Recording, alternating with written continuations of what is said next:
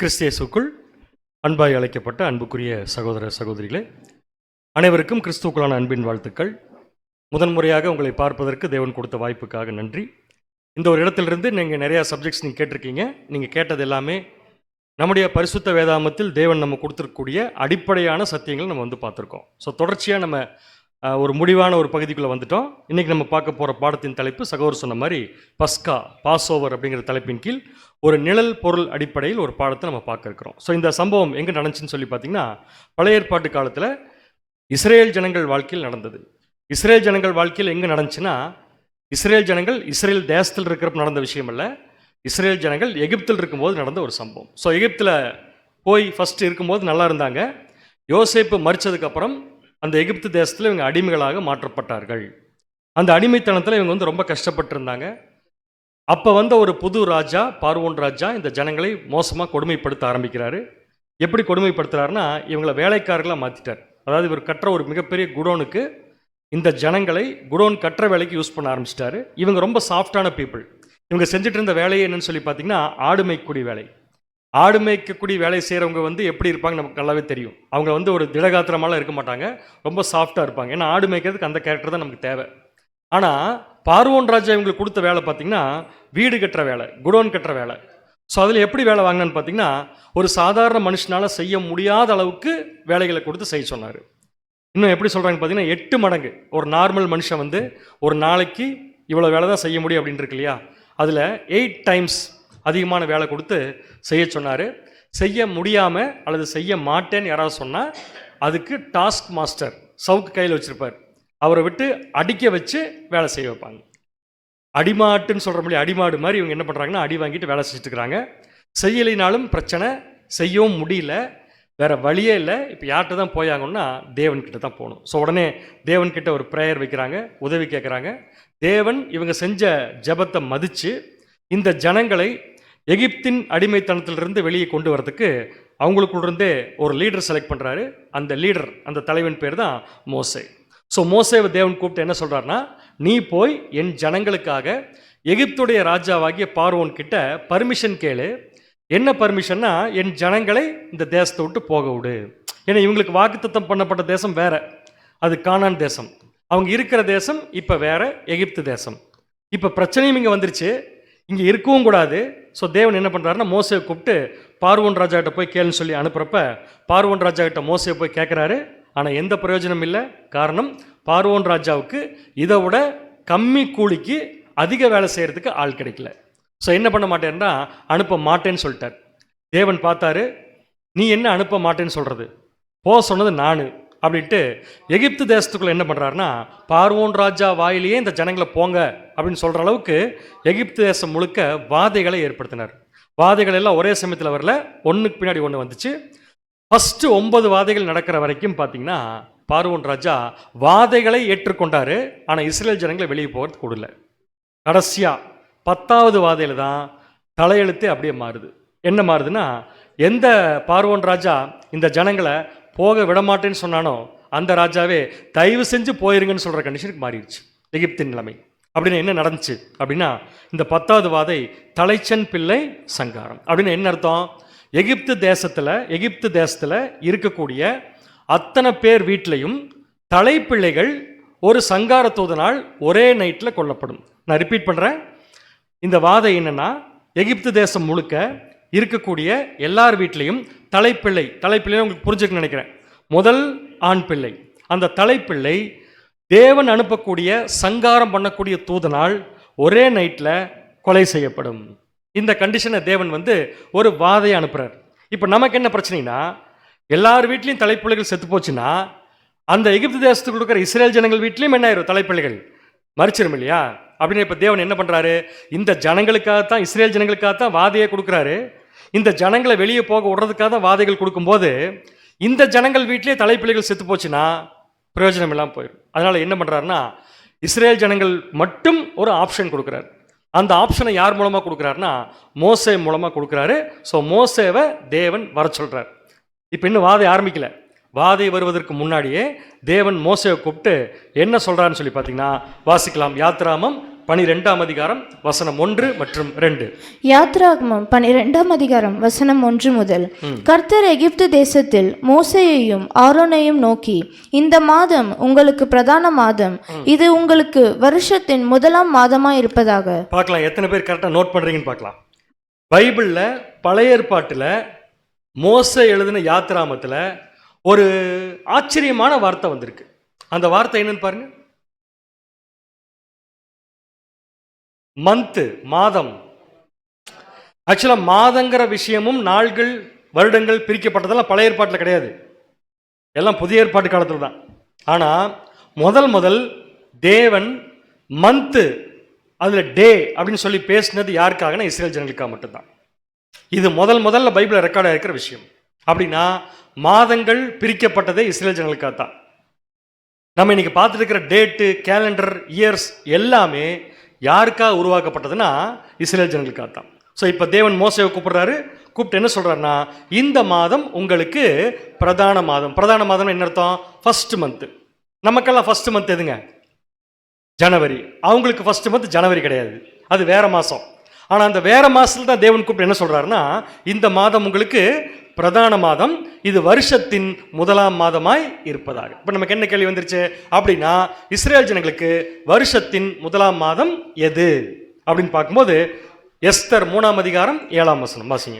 Esther 3ஆம் அதிகாரம் 7ஆம் வசனம்.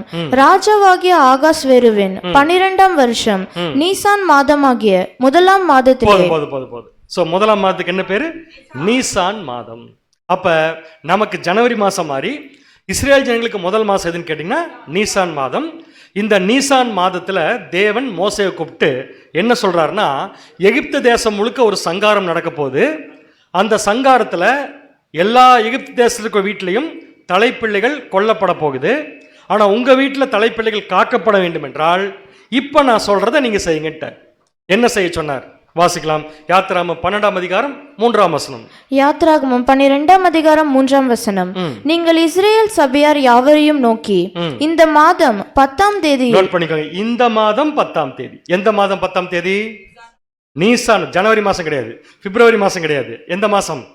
நீசான் மாதம் 10ஆம் தேதியில் வீட்டு தலைவர்கள் வீட்டுக்கு ஒரு ஆட்டுக்குட்டியாக ஒவ்வொருவரும் ஒவ்வொரு ஆட்டுக்குட்டியை தெரிந்து கொள்ள கடவர்கள். நான் பேசுறது எல்லாத்துக்கும் புரியுது இல்லையா? கிளியரா? நீசான் மாதம் 10ஆம் தேதி ஒவ்வொரு வீட்டிலையும் அந்த வீட்டு தலைவர் என்ன பண்ணணும்னா ஒவ்வொரு ஆட்டுக்குட்டியை தெரிந்து கொள்ள கடவுள். ஸோ ஆட்டுக்குட்டி என்னைக்கு கூட்டிட்டு வரணும்? நீசான் மாதம் 10ஆம் தேதி. ஞாபகம் வச்சுக்கோங்க, கூட்டிட்டு வரணும். கூட்டிட்டு வந்து நீங்க கூட்டிட்டு வரக்கூடிய ஆட்டுக்குட்டி எப்படிப்பட்டதா இருக்கணும்னா அதுக்கு ஒரு கண்டிஷன். யாத்திராகமம் 12ஆம் அதிகாரம் 5ஆம் வசனம். அந்த ஆட்டுக்குட்டி பழுதற்றதும் ஆணும் ஒரு வயதுள்ளதுமா இருக்க வேண்டும். நோட் பண்ணிக்கோங்க, அந்த ஆட்டுக்குட்டி எப்படி இருக்கணும்? பழுதற்றதா இருக்கணும். பழுதற்றதா இருக்கணும். ஆண் ஆட்டுக்குட்டியா இருக்கணும். எத்தனை வயசு இருக்கணும்? அதுக்கு 1 வயசு தான் இருக்கணும். இதுல ஏதாவது ஒரு கட்டளை மாத்திட்டாங்கன்னு வச்சுக்கோங்களேன், அவங்க இதை திருப்பி செஞ்சா கூட அவங்க வீட்டில் தலைப்பிள்ளைகள் காக்கப்படாது. சங்காரத்துவன் வந்து என்ன பண்ணிடுவாருங்க? அழிச்சிருவார். இந்த ஃபார்மாலிட்டி எதுக்குன்னா, எகிப்து தேசம் முழுக்க வரக்கூடிய வாதை எகிப்துக்குள் இருக்கிற இஸ்ரேல் ஜனங்கள் வீட்டுக்கு வரக்கூடாதுன்னா வீட்டு தலைவர் இதை செய்யணும். ஸோ என்ன செய்யணும்னா ஒரு ஆட்டுக்குட்டி கூட்டிட்டு வரணும். அந்த ஆட்டுக்குட்டி எப்படி இருக்கணும்னா பழுதற்றதும் ஆணும் 1 வயசு. இதுல எதெல்லாம் ஈஸி ஆட்டுக்குட்டி செலக்ட் பண்ற அப்படின்னா 1 வயசு ஈஸியாக கண்டுபிடிச்சிடலாம். கரெக்டுங்களா? ஆண் ஈஸியாக கண்டுபிடிச்சிடலாம். எதை கண்டுபிடிக்க முடியாது? அப்போ இது எப்படி ஒரு ஆட்டுக்குட்டி வாங்குறப்ப யாராவது போய் கடையில் போய் இல்லை எங்கேயோ ஒரு இடத்துல போய் ஆட்டுக்குட்டி வாங்கிட்டு வரப்ப பழுதற்ற ஆட்டுக்குட்டி கொடுங்கன்னு சொல்லி கேட்க முடியுமா? அப்படின்னா என்ன தெரியாதுன்னா ஆட்டுக்குட்டி பழுதுள்ளதா இருக்குதா பழுதற்றதா இருக்குதான்னு தெரியாது.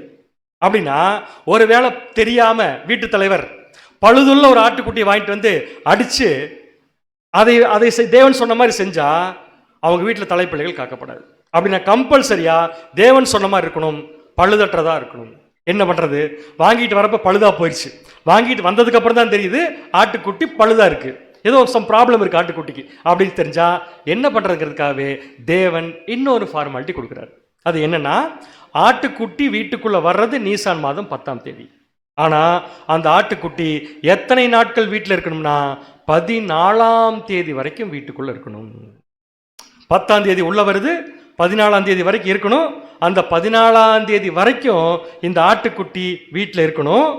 எதற்காகனா இந்த 4 நாளில் கூட்டிட்டு வந்த ஆட்டுக்குட்டிக்கு ஏதாவது உடம்பு சரியில்லைன்னா பழுதுள்ளதாயிடுச்சுன்னா அதை உடம்பு சரியில்லாமல் அடிக்கக்கூடாது.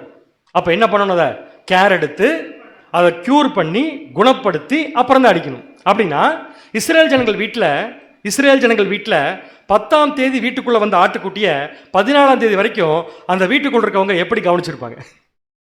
பயங்கரமாக கவனிச்சிருப்பாங்க. ஏன்? அந்த ஆட்டுக்குட்டிக்கு ஏதாவது ஒன்று ஆயிடுச்சுன்னா யாருக்கு ஆபத்து? இப்போ அவங்க வீட்டில் இருக்கிற தலைச்சன் பிள்ளைக்கு ஆபத்து. அப்போ ஆட்டுக்குட்டி எப்படி பார்த்துருப்பாங்க? ரொம்ப கேர் எடுத்து பார்த்துருப்பாங்க. இப்போ என்ன பிரச்சனைனா, ஆட்டுக்குட்டிக்கு இருக்கிற ஒரு மோசமான கேரக்டர்னு கேட்டிங்கன்னா, யாராவது அதுகிட்ட ரொம்ப ஓவராக பழகினாங்கன்னா அதுவும் ஓவராக பழகிடும். இது மோசமான கேரக்டர் இல்லை, நல்ல கேரக்டர். யோசிச்சு பாருங்க, எகிப்து தேசத்தில் இருக்கிற இஸ்ரேல் ஜனங்கள் வீட்டில் ஆட்டுக்குட்டியை பழுதற்ற ஆட்டுக்குட்டியை மாற்றுறதுக்கு 4 நாட்கள் அந்த வீட்டில் இருக்கவங்க என்னென்ன கேர் எடுத்திருப்பாங்க? ஒழுங்காக சாப்பிட்டுச்சான்னு பார்த்துருப்பாங்க, ஒழுங்காக தூங்குதான்னு பார்ப்பாங்க, ஒழுங்காக விளையாடுதான்னு பார்ப்பாங்க, ஒழுங்காக சத்தம் போடுதான்னு பார்த்துருப்பாங்க. எல்லாத்தையும் கவனிக்க இந்த ஆட்டுக்குட்டி என்ன நினச்சிருக்கும்னா, இந்த வீட்டில் நம்மளை தான் எல்லாரும் பயங்கரமாக என்ன பண்ணுறாங்க? கவனிக்கிறாங்க அப்படின்னு புரிஞ்சுட்டு அந்த வீட்டில் இருக்கவங்க காட்டுற அன்பை விட இந்த ஆட்டுக்குட்டி அவங்க மேலே அன்பு அதிகமாக காமிக்க ஆரம்பிச்சிருக்கும். கரெக்டுங்களா? இப்போ நல்ல கிளைமேக்ஸில் அன்பு வந்து நிற்கிறப்ப 14ஆம் தேதி தேவன் என்ன பண்ண சொல்கிறாருன்னா, வாசிக்கலாம். யாத்திராகமம் 12ஆம் அதிகாரம் 6ஆம் வசனம். அதை இந்த மாதம் 14ஆம் தேதி வரைக்கும் வைத்திருந்து இஸ்ரேல் சபையின் ஒவ்வொரு கூட்டத்தாரும் சாயங்காலத்தில் அதை அடித்து. இங்கதான் பிரச்சனை ஸ்டார்ட் ஆகுது. நல்லா பழகின அந்த ஆட்டுக்குட்டிய, நல்லா பழகின அந்த வீட்டு தலைவர் என்ன பண்ணுவோம்னா அடிக்கணும். என்ன அர்த்தம்? கொல்லணும். அவ்வளவுதான், சிம்பிள். முடியுமா? பாசிபிளா? 4 நாட்கள் வீட்டில் நல்லா பழகின அந்த ஆட்டுக்குட்டி, இவங்க கேர் எடுக்க அது ரொம்ப அதிகமாக பழகி அந்த ஆட்டுக்குட்டி எப்படி ஆயிரும்னா, ரொம்ப உரிமை எடுத்துக்கோங்க கிட்ட, நேராக பெட்டில் வந்து படுத்துக்கும். அந்த வீட்டில் தலைப்பிள்ளை எப்படி பார்த்துக்கிறாங்களோ அந்த மாதிரி ஆட்டுக்குட்டியை பார்த்துருப்பாங்க. அந்த தலைப்பிள்ளை கூட ஆட்டுக்குட்டியை ரொம்ப கேர் எடுக்கிறப்ப அது ஒரு குழந்தை மாதிரி வீட்டில் பழக ஆரம்பிச்சிருக்கும். அந்த குழந்தை மாதிரி வீட்டில் பழகின ஆட்டுக்குட்டியை 14ஆம் தேதி சாயங்காலம் கத்தி எடுத்து வெட்டணும்னா யாருக்கு மனசு வரும்? ஆனால் வெட்டித்தான் ஆகணும். ஏன்?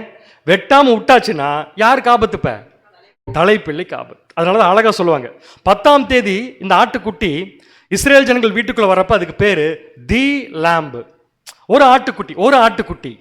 14ஆம் தேதி இந்த ஆட்டுக்குட்டிக்கு என்ன பேர்னா அவர் லேம்ப், எங்க ஆட்டுக்குட்டி.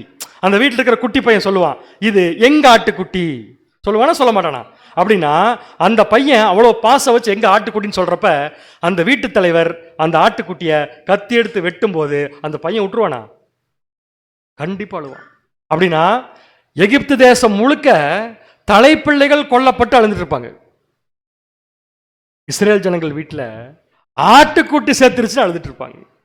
சிச்சுவேஷன் எப்படி மாறுது பாருங்க. இந்த நைட்ல வேற ஆப்ஷன் இல்லை, இதைத்தான் செஞ்சானும். ஆட்டுக்குட்டி அடிச்சாச்சு, இப்போ ஆட்டுக்குட்டி செத்தாச்சு. நெக்ஸ்ட் என்ன பண்ணணும்? தேவன் சொன்னதுல ஒன்ன கூட அவங்க மாத்தாம ஃபாலோ பண்ணணும். ஏன்னா தலைப்பிள்ளைகள் காக்கப்படணும். ஸோ என்ன பண்ணணும்? நெக்ஸ்ட் வாசிக்கலாம். யாத்திராகமம் 12ஆம் அதிகாரம் 7ஆம் வசனம். அதன் ரத்தத்தில் கொஞ்சம் எடுத்து தாங்கள் அதை புசிக்கும் வீட்டு வாசல் நிலைக்கால்கள் இரண்டிலும் நிலையின் மேற்சட்டத்திலும் தெளித்து. அடிக்கப்பட்ட ஆட்டுக்குட்டியின் ரத்தத்தை எடுத்து அந்த ரத்தத்தை எங்க தெளிக்கணுமாமா? நிலைக்கால்கள் பூசணும். நிலைக்கால்கள் உங்களுக்கு தெரியும், நிலவன்னு சொல்லுவாங்க இல்லையா, அந்த கதவு மேல பூசணும். எதுக்கு கதவு மேல அதை பூசணும்? ஒரு அடையாளம். அந்த வீட்டுக்குள்ள யார் வந்தாலும் அந்த வீட்டு மேல இருக்கிற ரத்தம் என்ன சொல்லும்னா, இது எகிப்தியர் வீடு இல்ல, இஸ்ரேல் ஜனங்கள் வீடு சொல்லுமா இல்லையா? அதுக்காக அந்த அடையாளம். இந்த டைம்ல இஸ்ரேல் ஜனங்கள் எகிப்து தேசத்துக்குள்ள ஆட்டுக்குட்டி அடிச்சு ரத்தத்தை பூசிட்டு இருப்பாங்க. எகிப்து தேசம் முழுக்க என்ன நடந்துட்டு இருக்கும்? தலைச்சன் பிள்ளை சங்காரம் நடந்துட்டு இருக்கும். வாசிக்கலாம். யாத்திராகமம் 12ஆம் அதிகாரம் 12ஆம் வசனம். 12ஆம் வசனம். அந்த ராத்திரியிலே நான் எகிப்து தேசம் எங்கும் கடந்து போய். தேவன் சொல்றார், நான் எகிப்து தேசம் எங்கும் கடந்து போய் எகிப்து தேசத்தில் உள்ள மனிதர் முதல் மிருக ஜீவன்கள் மட்டும் முதற் பேரா இருக்கிறவைகளை எல்லாம் அதம் பண்ணி. முதற் பேரா இருக்கிறவைகளை எல்லாம் நான் என்ன பண்ணிடுவேன்? அதம் பண்ணி கொன்னுட்டு எகிப்து தேவர்களின் மேல் நீதியை செலுத்துவேன், நானே கர்த்தர். சோ என்ன ப்ராசஸ் நடக்குதுன்னா, எகிப்து தேசம் முழுக்க தலைச்சன் பிள்ளை சங்காரம் நடந்துட்டு இருக்குது. அதே எகிப்து தேசத்தில் இருக்கிற இஸ்ரேல் ஜனங்கள் வீட்டில் மட்டும் பார்த்தீங்கன்னா தலைப்பிள்ளைகள் காக்கப்பட்டிருக்கு. அப்போ இவங்க என்ன பண்ணிட்டு இருப்பாங்க? ஃபர்ஸ்ட் ஆட்டுக்குட்டி அடிச்சாங்க, ரத்தத்தை எடுத்து நிலைக்கால்களை பூசிட்டாங்க. வரக்கூடிய சங்காரம் பண்ணக்கூடிய தூதனுக்கு வீட்டுக்குள்ள போறப்ப எதை பார்ப்பாரு? நிலைக்கால்களை பார்ப்பார். நிலைக்கால்கள் ரத்தம் இருந்துச்சுன்னா என்ன புரிஞ்சுக்குவாரு, இந்த வீட்டுக்குள்ள நம்ம போகக்கூடாது, இது தேவனுக்கு கீழ்ப்படிஞ்ச வீடுன்னு சொல்லிட்டு நெக்ஸ்ட் போயிடுவார், கடந்து போயிடுவார். ஆபத்து கடந்து போகுது, அதனால இதுக்கு பேரு பாஸ் ஓவர். புரியுதா உங்களுக்கு? ஸோ ஆபத்து இப்போ கடந்து போயிடுச்சு. ஸோ கடந்து போயிடுச்சு, பட் ஆபத்து எகிப்து தேசத்துக்குள்ள இருக்கு. இவங்க என்ன பண்ணணும்னா, இன்னும் தேவன் சொன்ன ஃபார்மாலிட்டிஸ் முடியல. என்ன பண்ணணும்னா, ரத்தத்தை எடுத்து பூசணும். மாம்சத்தை என்ன பண்ணணும்னா, வாசிக்கலாம் யாத்திராகமம் 12ஆம் அதிகாரம் 8, 9, 10. வசனம் 8 முதல். அன்று ராத்திரியிலே அதன் மாம்சத்தை நெருப்பினால் சுட்டு புளிப்பில்லா அப்பத்தோடும் கசப்பான கீரையோடும் அதை புசிக்க கடவர்கள். பச்சையாயும் தண்ணீரில் அவிக்கப்பட்டதாயும் அல்ல, அதன் தலையையும் அதன் தொடைகளையும் அதற்குள்ள யாவையும் ஏகமாய் நெருப்பினால் சுட்டதாய் அதை புசிப்பீர்களாக. அதிலே ஒன்றையும் விடியற்காலம் மட்டும் மீதியாக வைக்காமல் விடியற்காலம் மட்டும் அதிலே மீதியா இருக்கிறதை அக்கினியினால் சுட்டெரிப்பீர்களாக. பாயிண்ட் நம்பர் 1, காலையில ஒரு பீஸ் கூட மீதி இருக்கக்கூடாது. எந்த பீஸு? அடிக்கப்பட்ட ஆட்டுக்குடியுடைய மாம்சத்துல ஒரு பீஸ் கூட மிச்சம் இருக்கக்கூடாது, எல்லாத்தையும் சாப்பிட்டுருக்கணும்.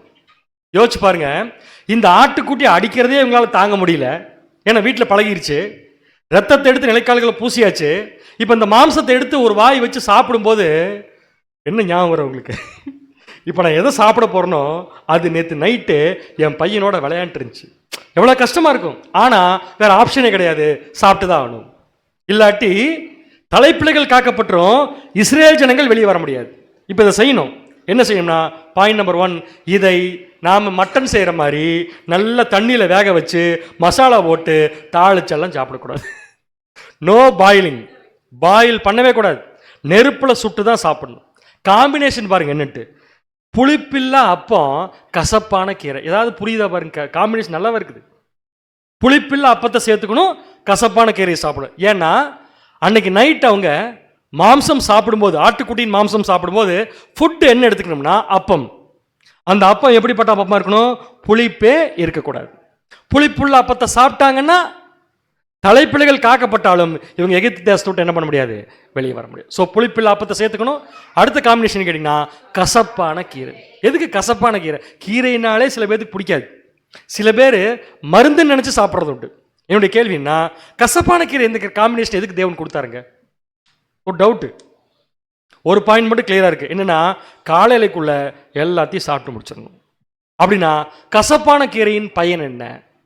கசப்போடைய பயன் என்ன? முதல்ல எப்பவுமே கசப்பை சாப்பிட்டீங்கன்னா சீக்கிரம் டைஜஸ்ட் ஆகி, முன்னாடி சாப்பிட்றது டைஜஸ்ட் ஆகி மறுபடியும் பசிக்கும். அப்ப ஏன் தேவன் இங்க கசப்பான கீரையை சேர்த்துக்க சொன்னார்னா, இவங்க ஸ்பீடா அதை சாப்பிடணும்னா சாப்பிட சாப்பிட செரிக்கணும். ஸோ என்ன காம்பினேஷன்னா, கசப்பான கீரை கொஞ்சம் எடுத்து சாப்பிடணும், மாம்சத்தை சாப்பிடணும். கசப்பான கீரை சாப்பிடணும். இப்படி எதுக்கான்னு கேட்டிங்கன்னா, ஒரே ஒரு ஆப்ஷன், காலையிலக்குள்ள ஒன்றை கூட மீதி வைக்காம சாப்பிடணும். அடுத்தது, சாப்பிடும்போது உட்காந்து எப்படி சாப்பிடணும்? இவ்வளவு கட்டளைகள் கொடுத்துருக்காரு. இதெல்லாம் இந்த பாஸ் ஓவர் இருக்குது. சாப்பிடும்போது எப்படி சாப்பிட்டு இருக்கணும்னா, வாசிக்கலாம் யாத்திராகமம் 12ஆம் அதிகாரம் 11ஆம் வசனம். 11ஆம் வசனம். அதை புசிக்க வேண்டிய விதமாவது, நீங்கள் உங்கள் அறைகளில் கச்சை கட்டி கொண்டும் உங்கள் கால்களில் பாதரட்சை தொடுத்து கொண்டும் உங்கள் கையில் தடி பிடித்து கொண்டும் அதை தீவிரமாய் புசிக்க கடவீர்கள். அதை தீவிரமாய் புசிக்க கடவீர்கள். அது கர்த்தருடைய பஸ்கா. எப்படி புசிக்கணும்னா, அறைகளில் கச்சை கட்டி கொண்டு, அப்படின்னா இடுப்புல துண்டு கட்டுறது கிடையாது. அந்த காலத்தில் போடுற ட்ரெஸ்ஸே பார்த்தீங்கன்னா லாங் ட்ரெஸ் தான் போடுவாங்க. அந்த லாங் ட்ரெஸ்ஸை லாங்காகவே போட்டிருப்பாங்க. எப்பன்னா வீட்டில் இருக்கிறப்ப, வெளியே போகிறப்ப எடுத்து என்ன பண்ணுவாங்க, மேலே கட்டுவாங்க. அப்படின்னு என்ன அர்த்தம்னா, அறைகளில் கச்சை கட்டணும் என்ன அர்த்தம்னா, எனி டைம் ரெடி ஸ்டெடி கோன்னு சொல்லுவேன், உடனே நீங்கள் வெளியே போக தயாராக இருக்கணும். ஸோ இடுப்பில் என்ன கட்டிக்கோங்க, கச்சை கட்டிக்கோங்க. அடுத்த பாயிண்ட்டு, உங்கள் கையில் என்ன பிடிச்சிக்கோங்க, காலில் என்ன போட்டுக்கோங்க, பாதரட்சை. பாதரட்சின்னு என்ன? செப்பல். எதுக்கு செப்பல் போட்டு சாப்பிட்றது? நடந்துட்டே சாப்பிடணுமோ? இல்லை இல்லை. அதாவது என்ன அர்த்தம்னா, இவங்க சாப்பிட்ருக்கவே மோசே கிளம்புங்கன்னு சொன்னா கிளம்பிடணும். மோசே கிளம்புங்கன்னு சொன்னதுக்கப்புறம் பாத்திரம் விளக்கி வச்சுட்டு வரேன், வீட்டில் துணி வச்சுட்டு வரேன், செருப்பு எங்க இருக்குன்னு தெரியல தேடிட்டு வரேன்னு சொல்லக்கூடாது. ரெடின்னு சொன்னா உடனே கிளம்பி போயிடணும். அவ்வளோதான் கட்டளை. ஸோ காலில் செருப்பு போட்டிருக்கணும், கையில் தடி. ஏன்னா இவங்க அடுத்து போகிற பிரயாணத்தில் வனாந்திரமாக இருக்கிறதுனால கண்டிப்பாக கையில் என்ன பிடிச்சிருக்கணும், தடி பிடிச்சிருக்கணும். இதை தீவிரமாக சாப்பிடணும்.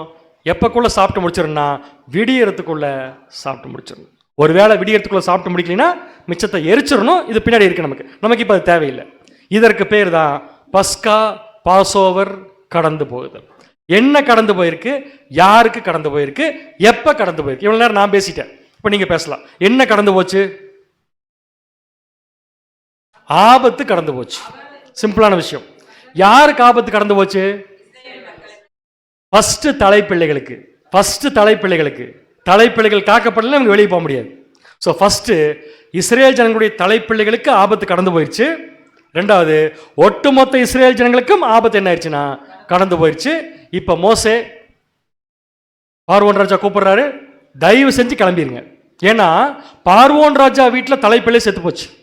யோசிச்சு பாருங்க, ஒரு ராஜா வீட்டில் தலைப்பிள்ளை செத்து போச்சுன்னா நெக்ஸ்ட் எகிப்துக்கு ராஜா கிடையாது. அதனால அவனே பயந்துட்டு மோசேவை ஆரோனையும் கூப்பிட்டு நைட்டே கிளம்பிடுங்க, எது வேணாலும் இப்போ எடுத்துட்டு போயிருங்க. பாதி வழியில் போயிட்டு அதை வச்சிட்டேன் இதை வச்சிட்டேன் திரும்பியில் என்ன பண்ணிடாதீங்க, வந்துடாதீங்க. உங்களுக்கு ஒரு கும்பிடு, உங்கள் ஜனங்களுக்கு ஒரு கும்பிடு, கிளம்புங்கன்னு சொல்கிற அளவுக்கு தேவனே இந்த 10வது வாதை ஏற்படுத்தினார். ஸோ இது முடிஞ்சுது. அவங்க எகிப்து தேசத்தை விட்டு வெளியே வந்துட்டாங்க, கானான் தேசத்துக்குள்ளே போயிட்டாங்க பின்னாடி. ஆனால் இந்த விஷயத்தை தேவன் மறக்கலை. நெக்ஸ்ட் என்ன பண்ணுறாருன்னா, இவங்க வனாந்திர பிரயாணம் போகும்போது சரி, கானான் தேசத்துக்குள்ளே போகும்போதும் இந்த ஒரு விஷயத்தை தேவன் மறக்கவே இல்லை. அதை என்ன பண்ண சொல்றாருன்னா, யாத்திராமம் 12ஆம் அதிகாரம் 14ஆம் வசனம். அந்த நாள் உங்களுக்கு நினைவு கூறுதலான நாளாய் இருக்க கடவுது. அதை கர்த்தருக்கு பண்டிகையாக ஆசரிப்பீர்களாக.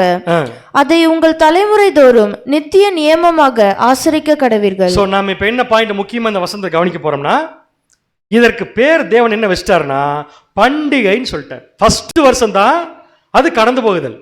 ஏன்னா எகிப்து தேசத்துக்குள்ள கடந்து போயிடுச்சு ஆபத்து. ஆனா அந்த வருஷத்தோட தேவன் அதை முடிக்காம என்ன சொல்லிட்டாருன்னா அந்த நாள் அப்படின்னு ஆரம்பிக்கிறார். எந்த நாள்? அதான் எந்த நாள் அது? அதான் எந்த நாள் அது? நீசான் மாதம் 14. நீசான் மாதம் 14 வருஷத்துல எத்தனை தடவை வரும்? எல்லாரும் கையை தூக்கி காமிச்சிட்டீங்க, இனி மாற்றக்கூடாது. ஓகே, வருஷம் எத்தனை தடவை வரும்? ஒரு தடவை. சூப்பர், கண்டுபிடிச்சிட்டீங்க. அந்த வருஷத்துல ஒரு தடவை வரக்கூடிய அந்த நாளை தான் தேவன் என்ன சொல்றாருன்னா பண்டிகை நாளா வச்சுக்கோங்க, உடனே நிறுத்திடாதீங்க, தலைமுறை தோறும் அதை என்ன பண்ணுங்கட்டாரு, அனுசரிங்கன்னு சொல்லிட்டாரு. என்ன ஆச்சரியம்னா இதுதான் இஸ்ரேல் ஜனங்களுக்கு தேவன் கொடுத்த முதல் நியாயப்பிரமாணம். புரிஞ்சவங்களுக்கு? இதுதான் இஸ்ரேல் ஜனங்களுக்கு தேவன் கொடுத்த முதல் நியாயப்பிரமாணம். எதனுடைய நிழலான்னா எகிப்து தேசத்துல நீசான் மாதம் 14ஆம் தேதி ஒரு ஆட்டுக்குட்டியின் மூலம் தலைப்பிள்ளைகளும் காக்கப்பட்டு ஒட்டுமொத்த இஸ்ரேல் ஜனங்களும் காக்கப்பட்ட இந்த நிகழ்வை தேவன் பண்டிகையா கொடுத்து அதை சட்டமா மாத்திட்டார். அப்ப சட்டமா மாத்திட்டார்னா இஸ்ரேல் ஜனங்கள் வருஷம் தோறும் என்ன பண்ணதைய செஞ்சுட்டே இருக்கணும். இதே இஸ்ரேல் ஜனங்கள் மத்தியில தான் யாரு வந்து பிறந்தா? நம்ம எல்லாம் ரொம்ப விரும்பக்கூடிய நம்முடைய ஆண்டவராக இயேசு கிறிஸ்துவும் யூத ஜனங்கள் மத்தியில் வந்து பிறக்கிறாரு. பிறந்து 33 வருஷம் அவர் வாழ்ந்துட்டு இருக்கார். அப்படின்னா நம்முடைய ஆண்டவர் வருஷம் நீசான் 14 கட்டாயமா ஆட்டுக்குட்டி அடிச்சு என்ன பண்ணிருப்பாரு, சாப்பிட்டிருப்பார். ஏன்னா அவர் யாரு? ஒரு யூதன். அப்ப நியாயப்பிரமாணத்தில் இருக்கிற விஷயங்கள்லாம் யூதன் கடைபிடிக்கணுமா இல்லையா? அப்ப ஆண்டவராக இயேசு கிறிஸ்துவும் கட்டாயமா பஸ்கா ஆட்டுக்குட்டி அடிச்சு சாப்பிட்டிருப்பாரு. எது வரைக்கும்னா அவர் மரிக்கக்கூடிய அந்த லாஸ்ட் டே வரைக்கும் அடிச்சு சாப்பிட்டுருக்கணும். கிளியர்? அப்படின்னா அதுக்கப்புறம் என்னாச்சு அப்படின்னு பார்த்தீங்கன்னா கரெக்டாக நீசான் மாதம் 14ஆம் தேதி வருது. எந்த தேதி வருது? நீசான் 14 வருது. புதிய ஏற்பாட்டுக்கு வந்துட்டோம். இப்போ நம்முடைய ஆண்டவராக இயேசு கிறிஸ்து என்ன பண்ணுறாருன்னா சீஷர்களோட பந்தி இருக்கிறார். பந்தி இருக்கும்போது தான், பந்தி முடிஞ்சதுக்கு அப்புறமா என்ன நடக்குதுன்னா அவர் எழுந்து புறப்பட்டு கெத்சமனே தோட்டத்துக்கு போறாரு. கெத்சமனே தோட்டம் இல்லை, அவர் ஆந்தி வேலை போயிட்டு இருக்காரு. போகும்போதே யூதாஸ் காரியத்தை வந்து காட்டி கொடுக்குறாரு. இயேசு கிறிஸ்து அரெஸ்ட் பண்றாங்க. அரெஸ்ட் பண்ணி முடிச்சு அவரை பிலாத்து அரண்மனை, ஏரோது ராஜா, ஆலோசனை சங்கம் எல்லா பக்கம் கூட்டிட்டு போய் அவர் அடிச்சு சித்திரவதை பண்ணி சிலுவையை தூக்கிட்டு வந்து அவரையே வச்சு அவரை சிலுவையில் அரைஞ்சு சிலுவையில் நம்முடைய ஆண்டவராக இயேசு கிறிஸ்து 6 மணி நேரம் உயிருக்கு போராடி என் தேவனே ஏன் என்னை கைவிட்டீர்னு சொல்லி மரிச்சார் இல்லையா? மரிக்கிற சேம் டைம் இஸ்ரேல் ஜனங்கள் ஆட்டுக்குட்டி அடிச்சு சாப்பிட்டுருக்காங்க. நான் சொன்னது புரிஞ்சா புரியல உங்களுக்கு? கரெக்டாக இயேசு கிறிஸ்து சிலுவையில் உயிர் விடும்போது இஸ்ரேல் ஜனங்கள் ஆட்டுக்குட்டி அடித்து வீட்டில் சாப்பிட்டுருக்காங்க. ஏன்? அது ஃபர்ஸ்ட் நியாயப்பிரமாணம். அப்படின்னா இயேசு கிறிஸ்து மரித்த தேதி எது? சொல்லுங்க. நீசான் மாதம் 14. எந்த டைம்னு கேட்டிங்கன்னா ஆட்டுக்குட்டியை யூதர்கள் அடிக்கக்கூடிய அதே டைமில் அவர் மரிச்சிட்டார். எனக்கு ஒரு கேள்வி, எதுக்காக இயேசு கிறிஸ்துவ தேவன் கரெக்டாக அந்த நீசான் மாதம் 14ஆம் தேதி வருஷம் ஆட்டுக்குட்டி அடிக்கிற டைம்லயே மறிக்க வச்சிருக்கணும்? காக்கப்பட்டுச்சு. அதுக்கு எதுக்கு இயேசு கிறிஸ்துவ அடிக்கணும் அந்த டைம்லன்னு கேட்குறேன். என்னை தான் பார்த்தா இப்போ பாவமாக இருக்கு எனக்கு. திக்குமுக்காட வைக்கிறீங்க நீ. அந்த பாயிண்ட் வரணும். ஏன் ஆண்டவராக இயேசு கிறிஸ்துவ தேவன் இஸ்ரேல் ஜனங்கள் வீட்டுக்குள்ள ஆட்டுக்குட்டி அடிச்சு சாப்பிடும் போது மறிக்க வச்சார்னா, ஏன் அடிக்க வச்சார்னா, இதுக்கப்புறம் யாரும் ஆட்டுக்குட்டியை அடிச்சு சாப்பிட வேண்டிய அவசியம் இல்லை. ஏன்? ஏன்னா எந்த ஆட்டுக்குட்டி அடிச்சு சாப்பிட்டாங்களோ அதனுடைய நிஜம் நம்முடைய ஆண்டவராக இயேசு கிறிஸ்துடைய மரணத்தில் நிறைவேறிடுச்சு. அப்படின்னா இயேசு கிறிஸ்து மரிச்சதுக்கு அப்புறம் இனிமேல் ஆட்டுக்குட்டி அடிக்க வேண்டாம். ஏன்னா நம்முடைய ஆண்டவராக இயேசு கிறிஸ்து தான் அந்த அடிக்கப்பட்ட ஆட்டுக்குட்டி. வாசிக்கலாம். 1 கொரிந்தியர் 5ஆம் அதிகாரம் 7ஆம் வசனம். 1 கொரிந்தியர் 5ஆம் அதிகாரம் 7ஆம் வசனம். ஆகையால் நீங்கள் புளிப்பில்லாதவர்களாய் இருக்கிறபடியே புதிதாய் பிசைந்த மாவாய் இருக்கும்படிக்கு பழைய புளித்த மாவை புறம்பே கழித்து போடுங்கள். பழைய புளித்த மாவை புறம்பே கழித்து போடுங்கள். ஏனெனில் நம்முடைய பஸ்காவாகிய கிறிஸ்து நமக்காக பலியிடப்பட்டு இருக்கிறார். இந்த பாயிண்ட் ரொம்ப ரொம்ப முக்கியம் இந்த சப்ஜெக்ட்ல. நம்முடைய பஸ்காவாகிய கிறிஸ்து நமக்காக பலியிடப்பட்டிருக்கு. பஸ்கானாலே ஆட்டுக்குட்டி தான் அடிக்கணும். பஸ்கானாலே பாசோர்னாலே ஆட்டுக்குட்டி தான் அடிக்கணும். ஆனா இங்க பவுல் என்ன சொல்லிட்டார்னா, இயேசு கிறிஸ்துவின் சுவிசேஷத்தை கேட்டு வரக்கூடிய ஜனங்களுக்கு, அதுல யூதன் என்றும் இல்லை, கிரேக்கன் என்றும் இல்லை, ஆண் என்றும் இல்லை, பெண் என்றும் இல்லை, அடிமை என்றும் இல்லை, சுயாதீனம் இல்லை, எல்லாரும் இயேசு கிறிஸ்துக்குள்ள ஒன்னா இருக்கோம். அந்த இயேசு கிறிஸ்துக்குள்ள ஒன்னா இருக்கிற நம்ம எல்லாருக்கும் இனிமேல் பஸ்கா உண்டு. ஆனா இஸ்ரேல் ஜனங்கள் அனுபவிச்ச மாதிரி ஆட்டுக்குட்டி அடிச்சு பஸ்கா கொண்டாட வேண்டியதில்லை. நமக்காக அடிக்கப்பட்ட நம்முடைய ஆண்டவராக இயேசு கிறிஸ்துவை அவர் சொன்ன மாதிரி அன்னைக்கு செஞ்சா போதும். அப்படின்னா பஸ்கால நாம என்ன செய்யணுங்கிறத நம்முடைய ஆண்டவராக இயேசு கிறிஸ்து சொல்லிட்டு போயிருக்கார். யூத ஜனங்கள் என்ன செய்யணும்னு தேவன் சொல்லிட்டார் பழைய ஏற்பாட்டில். அது ஆண்டவர் அடிக்கப்படுற வரைக்கும் நடந்துச்சு. ஆனா என்னைக்கு ஆண்டவர் நீசான் 14 அடிக்கப்பட்டாரோ அதோட பழைய ஏற்பாட்டில் சொல்லிட்டு வந்த விஷயங்களுக்கு பொருள் இல்லை. நம்முடைய ஆண்டவர் என்ற ஆட்டுக்குட்டி அடிக்கப்பட்டது தான் நிஜம்னா, இப்போ இந்த ஆட்டுக்குட்டி இஸ்ரேல் ஜனங்களுக்காக மட்டும் அடிக்கப்பட்டுச்சா, நமக்காக அடிக்கப்பட்டுச்சா? உலக மக்கள்லாம் கிடையாது. உலக மக்கள் இந்த பாயிண்ட்ல வரவே மாட்டாங்க. இப்ப நமக்காகன்னு சொல்றது யாருன்னு சொல்லி பார்த்தீங்கன்னா 1,44,000 பேர் அழைக்கப்பட்டவர்கள், தெரிந்து கொள்ளப்பட்டவர்கள், உண்மையுள்ளவர்கள். கடைசியாக ஒரே ஒருத்தர் சொன்னதுக்காக அந்த உண்மைக்கு நன்றி. கிறிஸ்துடைய சபையா சிங்காசனத்தில் போய் உட்கார போறோம், அவங்களுக்காக ஆட்டுக்குட்டி அடிக்கப்பட்டிருக்கு. இப்போ அப்படின்னு நம்முடைய கேள்வி, பஸ்காங்கிற பேர் எங்கிருந்தா வந்துச்சு? எகிப்துல இருந்தா வந்துச்சு. அப்ப நமக்கு ஒரு பஸ்கா இருக்குன்னு அர்த்தம். நமக்கும் அங்க பஸ்கால் நடந்த மாதிரி நம்ம லைஃப்லையும் ஒரு பஸ்கா நடக்க போகுது. அங்க எகிப்து தேசத்துல இஸ்ரேல் ஜனங்கள் வாழ்க்கையில எப்படி பஸ்கா நடந்துச்சுன்னா, அங்க அவங்களுக்கு ஒரு ஆபத்து கடந்து போச்சு. இங்க நமக்கும் ஒரு ஆபத்து கடந்து போகணும், அதுக்காக பஸ்கா. அடுத்த கொஸ்டின், அவங்க எகிப்தில் இருந்தாங்க, நாம் எகிப்தில இருக்கிறோம். அவங்க எகிப்தில் இருந்தாங்க இஸ்ரேல் ஜனங்கள், நாம் எகிப்தில இருக்கிறோம். அப்ப எப்படி நமக்கு இது மேட்ச் ஆகும்? நமக்கு எப்படி பஸ்கா மேட்ச் ஆகும்? அதனால இந்த சப்ஜெக்ட் நமக்கு இல்லை, இஸ்ரேல் ஜனங்களுக்கு எடுத்துக்கலாம். அடுத்த வாரம் இஸ்ரேல் ஜனங்கள் வர சொல்லி எடுத்துக்கலாம். இந்த வாரம் கேன்சல் பண்ணிடலாம் கிளாஸை. கொஞ்சம் சகோதரி பாயிண்ட் பிடிச்சிட்டாங்க. நம்ம எல்லாருமே ஆபிரகாமுடைய சந்ததி தான். சூப்பர், அருமையான பாயிண்ட். ஆனா இந்த இடத்துல எகிப்து தான் பிரச்சனை. இப்ப இஸ்ரேல் ஜனங்கள் இஸ்ரேல் தேசத்தில் இருந்தாங்கன்னா இதுக்கு கேள்வி எனக்கு வந்திருக்காது. பாஸ் ஓவர் நடக்கும்போது இஸ்ரேல் ஜனங்கள் எகிப்துக்குள் இருந்தாங்க. இப்ப நமக்கு பாஸ் ஓவர் இருக்குன்னா, நமக்கு ஒரு ஆட்டுக்குட்டி அடிக்கப்பட போறது உண்மைனா, நாமளும் எகிப்துக்குள் இருக்கிறோமா? ஆமா, எகிப்துக்குள்ள தான் இருக்கிறோம்.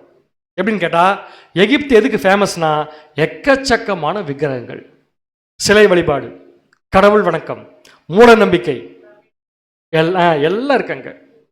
அதே மாதிரிதான் இன்னைக்கு கம்ப்ளீட்டா இந்த உலகத்துக்குள்ள மூட பழக்க வழக்கங்கள், சிலை வழிபாடு, தேவனுக்கு பிடிக்காத விஷயம். இன்னைக்கு நீங்க எடுத்து பேப்பர் எடுத்து படிச்சு பாருங்க, பேப்பர் எடுத்துலாம் படிக்க வேண்டாம். நீங்கள் ரோட்டில் போகிற வழியில் கேள்விப்படுற நியூஸே பாருங்க, மோசமான நியூஸ் தான். ஏன்னு கேட்டால் அங்கே எப்படி எகிப்து தேசத்துக்குள்ள கண்டிஷன் இருந்துச்சோ, இன்னைக்கு அதே மாதிரி நாம் இருக்கிற எகிப்து தேசமாகிய உலகத்துக்குள்ளேயும் ஒரு மோசமான கண்டிஷன் இருக்குது. அப்போ நாமளும் இப்போ எங்கே தான் இருக்கிறோம்? எகிப்துக்குள்ளே தான் இருக்கிறோம். ஆனால் எகிப்துக்குள்ளேயே இருக்கக்கூடாது. எகிப்தை விட்டு என்ன பண்ணோம்? அதுக்கு தான் அங்கே பாஸ் ஓவர் நடந்துச்சு, அங்கே பஸ்கா நடந்துச்சு. இங்கே நமக்கும் பஸ்கா நடக்க போகுது. அடுத்த கொஸ்டின், எகிப்து தேசத்துக்குள்ள பஸ்கா பாஸ் ஓவர் நடந்த போது முதல்ல யாருக்கு ஆபத்து கடந்து போச்சு? தலைப்பிள்ளைகள். சூப்பர். அப்படின்னா இப்ப பஸ்கா யாருக்கு? இப்ப இஸ்ரேல் ஜனங்களுக்கு. என்னையவே பயங்கரமா கன்ஃபியூஸ் பண்ணி கொண்டு போறீங்களே. நமக்கு. அப்ப நாம தலைப்பிள்ளைகளா? எப்படி? வேற வழியில் சொல்லித்தான் நீங்க விட மாட்டீங்களே. நாம தலைப்பிள்ளைகளா? உலகத்தில் இருந்த எல்லா ஜனங்களை காட்டிலும் எகிப்துங்கிற உலகத்துக்குள் இருக்கிற தேவனுடைய பிள்ளைகள் தேவனுக்கு தலைப்பிள்ளைகளான்னு கேட்கிறேன். அப்படின்னா நமக்கு இந்த சப்ஜெக்ட் சூட் ஆகும். ஆமா, எப்படி? அதெல்லாம் சொல்ல முடியாது. வாசிக்கலாம். நம்ம புதுசா பிறந்திருக்கோம் தேவனுக்கு. யாக்கோபு 1:18. யாக்கோபு 1:18. அவர் சித்தம் கொண்டு தம்முடைய சிருஷ்டிகளில் நாம் முதற் பலன்கள் ஆவதற்கு நம்மை சத்திய வசனத்தினாலே ஜெனிப்பித்தார். நல்ல கவனிங்க. தேவனுடைய சிருஷ்டிகளில், தேவனுடைய கம்ப்ளீட் படைப்புகள்ல தேவன் சித்தம் கொண்டு நம்மளை யார்? இப்ப இந்த சத்தியத்தை கேட்டிருக்கோம் பார்த்தீங்கன்னா, நம்மளை அவர் என்ன பண்ணிருக்காரமா? சத்திய வசனத்தினால் ஜெனிப்பித்தார். உண்மையா இல்லையா? மற்ற ஜனங்கள்லாம் தாயின் வயிற்றிலிருந்து வெளியே வந்தாங்க. நம்ம தாயின் வயிற்றிலிருந்து வெளியே வந்தோம். ஆனா தாயின் வயிற்றிலிருந்து வெளியே வர எல்லாரும் முதற் பிள்ளைகள் கிடையாது. யார் முதல்ல சத்தியத்தில் பிறக்கிறாங்களோ அவங்க தான் முதற் பிள்ளைகள். அப்படின்னா இந்த சத்தியம் உங்களை பிறக்க வச்சிருக்கா? இப்ப புதுசா கேட்கிற விஷயம் உங்களுக்கு புரியுதா, விளங்குதா? இந்த சத்தியத்தில் நீங்க புதுசா பிறந்திருக்கீங்களா? அப்படின்னா சத்தியத்தில் பிறந்தவங்க தான் யாரும் சொல்லி பார்த்தீங்கன்னா தலைப்பிள்ளைகள். அப்படின்னா இப்ப நம்ம இருக்கிற எகிப்து உலகம், அந்த எகிப்து கொடுக்கிற தலைப்பிள்ளைகள் இப்ப நாம தான். என சத்திய வசனத்தினால் தேவன் நம்மை முதற் பலன்களாக ஜெனிப்பித்திருக்கிறார். அப்படின்னா அங்க அவங்களுக்கு ஆபத்து இருந்த மாதிரி இங்க நமக்கு ஆபத்து இருக்கு. அங்க எகிப்து தேசத்துல இஸ்ரேல் ஜனங்களுக்கும் தலைப்பிள்ளைகளுக்கும் யார் மூலமா ஆபத்து? எகிப்துடைய ராஜா மூலமா ஆபத்து. எகிப்துடைய ராஜா மூலம் ஆபத்து. இங்க இப்ப தேவனுக்கு தலைப்பிள்ளைகளா இருக்கிற உலகம் என்கிற எகிப்தில் இருக்கிற நமக்கு யாருனால ஆபத்து? அங்க எகிப்துக்கு எகிப்து ராஜா, இங்க உலகத்துக்கு உலகத்தின் ராஜா. அது யாருங்க? உலகத்தின் ராஜா சாத்தான். இப்ப அவங்ககிட்ட நம்மளை காப்பாற்றணுமா இல்லையா? அப்படின்னா அங்க ஒரு ஆட்டுக்குட்டி அடிக்கப்பட்ட மாதிரி இங்கேயும் ஒரு ஆட்டுக்குட்டி அடிக்கப்படும். யாருக்காக? நமக்காக. சொல்லுங்க. அங்க அடிக்கப்பட்ட ஆட்டுக்குட்டி நீசான் 10 உள்ள வரணும், அவங்களே பராமரிக்கணும், அவங்களே அடிக்கணும், ரத்தத்தை பூசணும், சாப்பிடணும், சொல்றப்ப வெளியே போயிடும், ஆபத்து போயிடும். இங்க நமக்கு யார் ஆட்டுக்குட்டி? யோவான் ஸ்நானன் அழகா இன்ட்ரடியூஸ் பண்ணார். இதோ உலகத்தின் பாவத்தை சுமந்து தீர்க்கிற தேவ ஆட்டுக்குட்டி. அப்படின்னா நம்முடைய ஆண்டவராக இயேசு கிறிஸ்து தான் ஆட்டுக்குட்டினா, நிழல்ல எகிப்து தேசத்துல வீட்டுக்குள்ள நடந்த ஆட்டுக்குட்டிக்கு நடந்த எல்லாமே யாருக்கு நடக்கணும்? ஆண்டவர். அப்பதான் அவர் அடிக்கப்பட்டா நமக்கு பிரயோஜனம், நமக்கு ஆபத்து கடந்து போகுது. அப்படின்னா நேரம் எகிப்துக்கு போயிடலாம். எகிப்து தேசத்துல ஆட்டுக்குட்டி இஸ்ரேல் ஜனங்கள் வீட்டுக்கு எத்தனாம் தேதி வந்துச்சு? சூப்பர். எந்த மாசம்? 10ஆம் தேதி, நீசான் மாதம் 10ஆம் தேதி. அதே மாதிரி நம்முடைய ஆண்டவராக இயேசு கிறிஸ்துங்கிற ஆட்டுக்குட்டி நீசான் 14 அடிக்கப்படுறதுக்காக கரெக்டா அவருடைய 33வது வயசு முடிஞ்சு 34 நடக்கிறப்ப கரெக்டா நீசான் மாதம் 10ஆம் தேதி கடைசியா நம்முடைய ஆண்டவர் எருசலேமுக்குள்ள வர்றார். எப்படி இஸ்ரேல் ஜனங்கள் வீட்டுக்குள்ள வராரோ அதே மாதிரி வர்றார். வசனம் வாசிக்கலாம். யோவான் 12:1.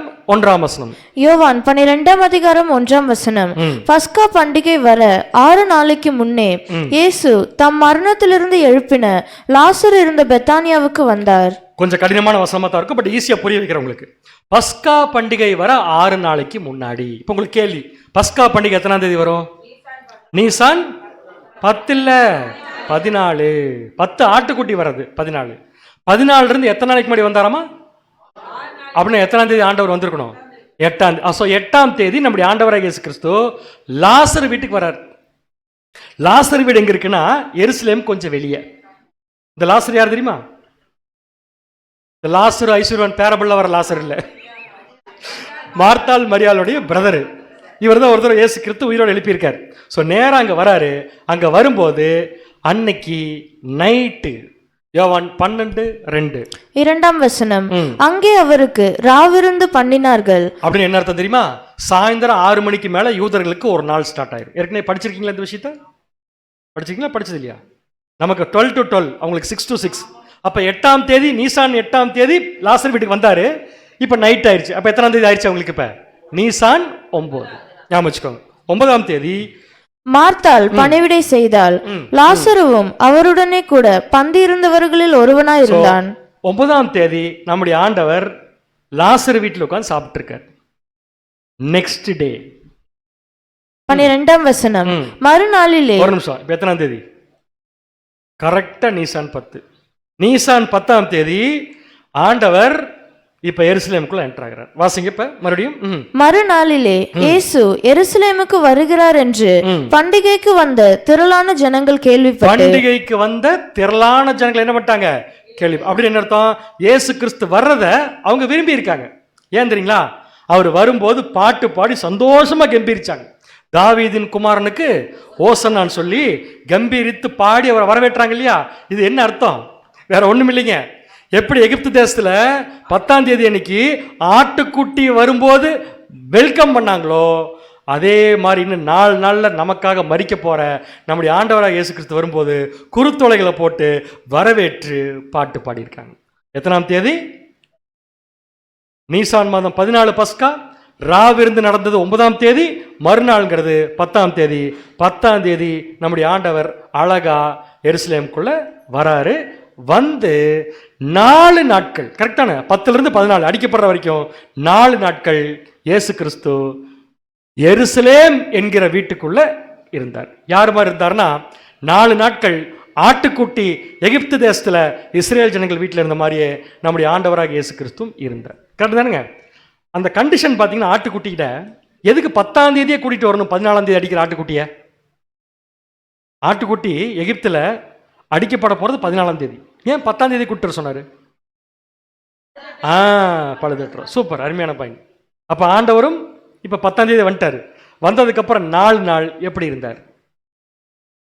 எபிரேயர் 9ஆம் அதிகாரம் 14ஆம் வசனம்.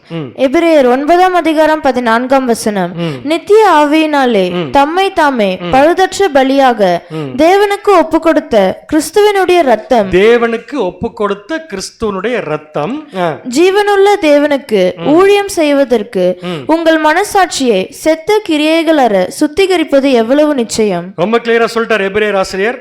நித்திய ஆவியினாலே தம்மை தாமே பழுதற்ற பலியாக. எனக்கு ஒரு கொஸ்டின், பழுதற்ற பலின்னு போடுறது காரணம் என்ன? அவர் கொடுத்த அந்த சாக்ரிஃபைஸ்ல என்ன இல்லைன்னா ஒரு பழுதும் இல்லை. இவ்வளவு நேரம் நீங்கள் யாரும் என்னை பார்க்கவில்லை என்பது எனக்கு நன்றாக தெரியும். கரெக்டான? ரிப்பீட் பண்றேன். இயேசு கிறிஸ்து தம்மை பழுதற்ற பலியாக ஒப்பு கொடுத்தார். எத்தனை நாள் எருசலேம் கொண்டிருந்தாரு? 4 நாள். ஸோ 4 நாளும் பழுதற்ற பலியா இருக்கிறது என்ன அர்த்தம்? எகிப்து தேசத்துல இஸ்ரேல் ஜனங்கள் வீட்டில் பழுது இல்லாமல் இருக்கிறது என்ன அர்த்தம்னா, உடம்ப நல்லா பார்த்துக்கணும். ஆட்டுக்குட்டிக்கு உடம்பு சரியில்லாம போச்சுன்னா 14ஆம் தேதி அடிக்கப்படுறப்ப தலைப்பிள்ளைகள் காக்கப்படாது, செத்து போயிடும்.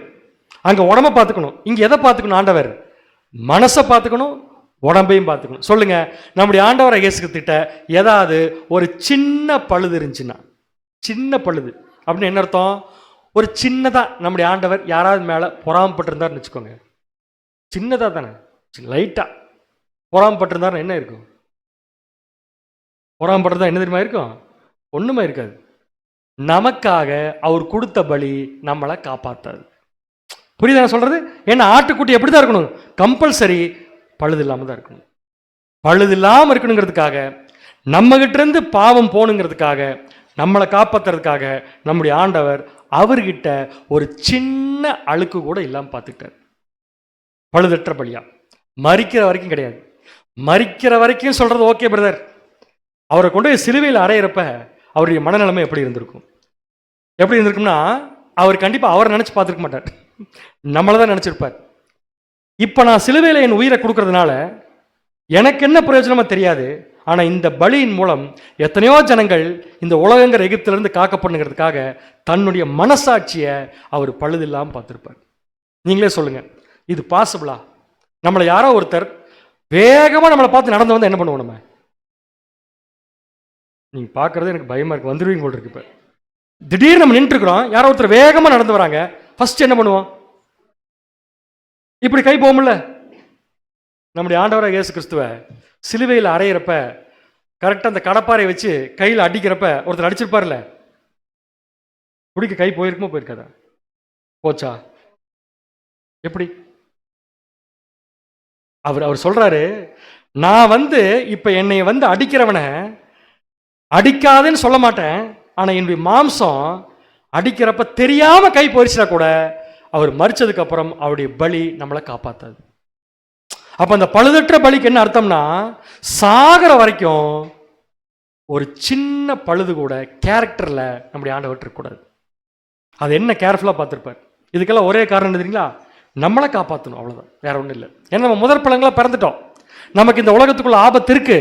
இந்த ஆபத்திலிருந்து நம்ம வெளியே வரணும்னா கம்பல்சரியா ஆண்டவர் இப்படித்தான் இருந்தாகணும். ஸோ இது புரிஞ்சவங்களுக்கு, ஸோ கடைசியா ஜீவன் கொடுத்துட்டாரு, அந்த ஆட்டுக்குட்டி அடிக்கப்பட்டதுனால நம்ம காக்கப்பட்டிருக்கோம். ஆனா இஸ்ரேல் தேசத்துல, எகிப்து தேசத்துல, இஸ்ரேல் ஜனங்கள் வீட்டில் ஆட்டுக்குட்டி அடிச்சா தலைப்பிள்ளைகள் காக்கப்படும். ஆனா எகிப்து விட்டு வெளியே வர முடியாது. எகிப்து விட்டு வெளியே வர்றதுக்கு என்ன பண்ணணும்? அங்க எகிப்து தேசத்துக்குள்ள தேவன் ஆட்டுக்குட்டி அடிச்சதுக்கு அப்புறம் என்னென்ன பண்ண சொன்னாரோ அதெல்லாம் பண்ணாதான் வெளியே வர முடியும். இப்ப ஆட்டுக்குட்டி அடிச்சாச்சு நமக்காக, அடுத்தது அங்க என்ன பண்ணணும், எப்படி சாப்பிடணுங்கிறதுக்கு ஒரு விளக்கம் இருந்துச்சு, என்ன ட்ரெஸ் போட்டுக்கணும்னு விளக்கம் இருந்துச்சு, என்ன செய்யணும் எல்லா விளக்கம் இருந்துச்சு. அதே மாதிரி இப்ப இந்த ஆட்டுக்குட்டியை நம்ம சாப்பிட்றதுக்கு இந்த ஆட்டுக்குட்டியை இன்ஸ்ட்ரக்ஷன் கொடுக்குது. என்ன இன்ஸ்ட்ரக்ஷன்னா, சீஷர்களை கூப்பிட்டு நம்முடைய ஆண்டவராக இயேசு கிறிஸ்து மரிக்கிறதுக்கு முன்னாடி அவர் 2 விஷயத்தை நம்மளை நினைவு கூற சொல்றார். 2 விஷயம்தான். வாசிக்கலாம். மார்க் 14ஆம் அதிகாரம் 12ஆம் வசனம். மார்க் 14ஆம் அதிகாரம் 12ஆம் வசனம். பஸ்காவை பலியிடும் நாளாகிய புளிப்பில்லாத அப்பம் சாப்பிடுகிற முதலாம் நாளிலே அவருடைய சீஷர்கள் அவரிடத்தில் வந்து, நேரா சீஷர்கள் போல அவர்கிட்ட வராங்க, வந்து, நீர் பஸ்காவை புசிப்பதற்கு நாங்கள் எங்கே போய் ஆயத்தம் பண்ண சித்தமா இருக்கிறீர் என்று கேட்டார்கள். பஸ்கா டைம் வந்துருச்சு. இப்ப பஸ்கா டைம் வந்துருச்சு, எங்க போய் நாங்க இடத்தை ஆயத்தம் பண்றதுக்கு உங்களுக்கு சித்தமா இருக்குன்னு சொல்லி கேட்கிறாங்க. உடனே ஆண்டவர் சொல்றாரு, நேரா எருசலேம் நகரத்துக்குள்ள போங்க, தண்ணி குடம் எடுத்து ஒரு மனுஷன் வருவான், அவங்கிட்ட நான் சொன்னேன்னு சொல்லுங்க, அவன் உங்களுக்கு ஒரு மேல் வீட்டறை காமிப்பான், நீங்க நேரா மேல் வீட்டறைக்கு போங்க, நீங்க ஒண்ணும் பண்ண வேண்டாம், எல்லாம் ரெடியா இருக்குன்ட்டு. நேரா போறாங்க, அவங்க நின்று இருக்கிறாங்க, இவங்க போய் சேர்ந்தவன ஆண்டவர் நேரம் அங்கே வந்துட்டார். வந்துட்டு இது வரைக்கும் எப்படி சாப்பிட்டுருப்பாங்க? ஒரு ஆட்டுக்குட்டி அடிச்சிருப்பாங்க, கரெக்டா? ஏன்னா அதெல்லாம் பஸ்கா பண்டிகை, ஆட்டுக்குட்டி அடிச்சிருப்பாங்க, ரத்தத்தை ஒன்றும் பண்ணக்கூடாது, மாம்சத்தை எப்படி சாப்பிட சொன்னாரோ அப்படி சாப்பிடணும். அப்படி சாப்பிட்ற அந்த ஃபார்மாலிட்டியை இயேசு கிறிஸ்து ஸ்டாப் பண்ணிட்டார். ஸ்டாப் பண்ணிட்டு என்ன சொல்றாருன்னா, இனிமேல் நீங்க ஆட்டுக்குட்டி அடிக்க வேண்டாம். ஏன்? இப்ப நானே உங்களுக்காக என்ன போறேன், ஆட்டுக்குட்டியா பலியாக போறதுனால நீங்க இனிமேல் அந்த ஆட்டுக்குட்டி அடிக்க வேண்டாம். இப்ப நான் உங்களுக்காக மரிக்க போறதுனால என் பலி உங்களை காப்பாற்றணும்னா, என்னுடைய பலி உங்களை பாதுகாக்கணும்னா, இப்ப நான் சொல்றத வருஷம் ஃபாலோ பண்ணுங்க. கேட்டுங்களா? என்ன பண்ணணும் ஆரம்பிக்கிறார். லூக்கா 22ஆம் அதிகாரம் 19ஆம் வசனம். லூக்கா 22ஆம் அதிகாரம் 19ஆம் வசனம். பின்பு அவர் அப்பத்தை எடுத்து ஸ்தோத்திரம் பண்ணி அதை பிட்டு அவர்களுக்கு கொடுத்து, இது உங்களுக்காக கொடுக்கப்படுகிற என்னுடைய சரீரமா இருக்கிறது, என்னை நினைவு கூறும்படி இதை செய்யுங்கள் என்றார். பாயிண்ட் நம்பர் 1, இனிமேல் நீங்க என்ன பண்ணணும்னா, ஆட்டுக்குட்டியின் மாம்சத்தை சாப்பிடக்கூடாது. அப்படின்னா வேற யாரும் சாப்பிடுறது? நான் தான் ஆட்டுக்குட்டி. இயேசு கிறிஸ்து நான் தான் ஆட்டுக்குட்டி, என் மாம்சத்தை சாப்பிடுங்க. ஆண்டவர், உங்க மாம்சத்தை எப்படி சாப்பிடுறது? என் மாம்சத்தை நீங்க சாப்பிட முடியாது, ஆனா என் மாம்சமா நினைச்சு இந்த அப்பத்தை சாப்பிடுங்க. அப்ப நம்ம சாப்பிடுற அந்த அப்பம் எதை அடையாளப்படுத்துதுன்னா, நம்முடைய ஆண்டவராக இயேசு கிறிஸ்துவின் மாம்சம். அவர் நமக்காக ஜீவன் கொடுத்திருக்காரு, அந்த மாம்சத்தை நம்ம சாப்பிட்றோம். கடைசியா சாப்பிட்டு என்ன சொல்றாருன்னா, என்னை நினைவு கூறும்படி இதை செய்யுங்க. அப்படின்னா மாம்சத்தை நினைவு கூற சொல்ல, மாம்சத்தை கொடுத்த அவரை நினைவு கூற சொல்றாரு. அப்படின்னா பஸ்கா பண்டிகை இப்ப என்ன பண்டிகை மாறிடுச்சு? நினைவு கூறுதல் பண்டிகை மாறிடுச்சு. ஏன்னா ஆட்டுக்குட்டி இனிமேல் அடிக்கப்பட வேண்டியதில்லை, ஒரே டைம் இந்த ஆட்டுக்குட்டி அடிக்கப்பட்டா போதும். பட் ஒரே டைம் இந்த ஆட்டுக்குட்டி அடிக்கப்பட்டாலும் நாம காக்கப்படணும்னா அவர் சொல்ற இன்ஸ்ட்ரக்ஷனை தான் ஃபாலோ பண்ணணும். ஏதாவது ஒன்றை மாற்றி பண்ணணும், நமக்கு அந்த பலி அப்ளை ஆகாது. ஸோ நல்லா கவனிங்க, என்னை நினைவு கூறும்படி இதை செய்யுங்கள். இப்போ எனக்கு ஒரு கொஸ்டின், என்னை நினைவு கூறுங்கன்னு சொன்னார் இல்லையா, செய்யுங்கன்னு சொன்னார் இல்லையா, எப்போ செய்யணும்? முக்கியமான கொஸ்டின். நீசான் மாதம், சூப்பர், அருமையான பதில். நீசான் மாதம் 14ஆம் தேதி வருஷத்தில் எத்தனை முறை வரும்? ஒரே முறை. அப்படின்னா இந்த நினைவு கூறுதலை நாம், நீங்க தான் சொன்னீங்க, நான் சொல்லிங்க, எத்தனை தடவை அனுசரிக்கணும் வருஷத்துல? ஒரே டைம். புரிஞ்சா உங்களுக்கு? வார வாரம், மாசம் மாசம் சாப்பிடலாம் அப்படின்னு ஆண்டவர் சொல்லவே இல்லை. இப்போ நான் சொல்றேன் பாருங்க, இந்த இடத்துல நம்முடைய ஆண்டவர் கிளியரா சொல்றாரு, என்னை நினைவு. நீங்க அருமையா வந்தீங்க பாயிண்ட்.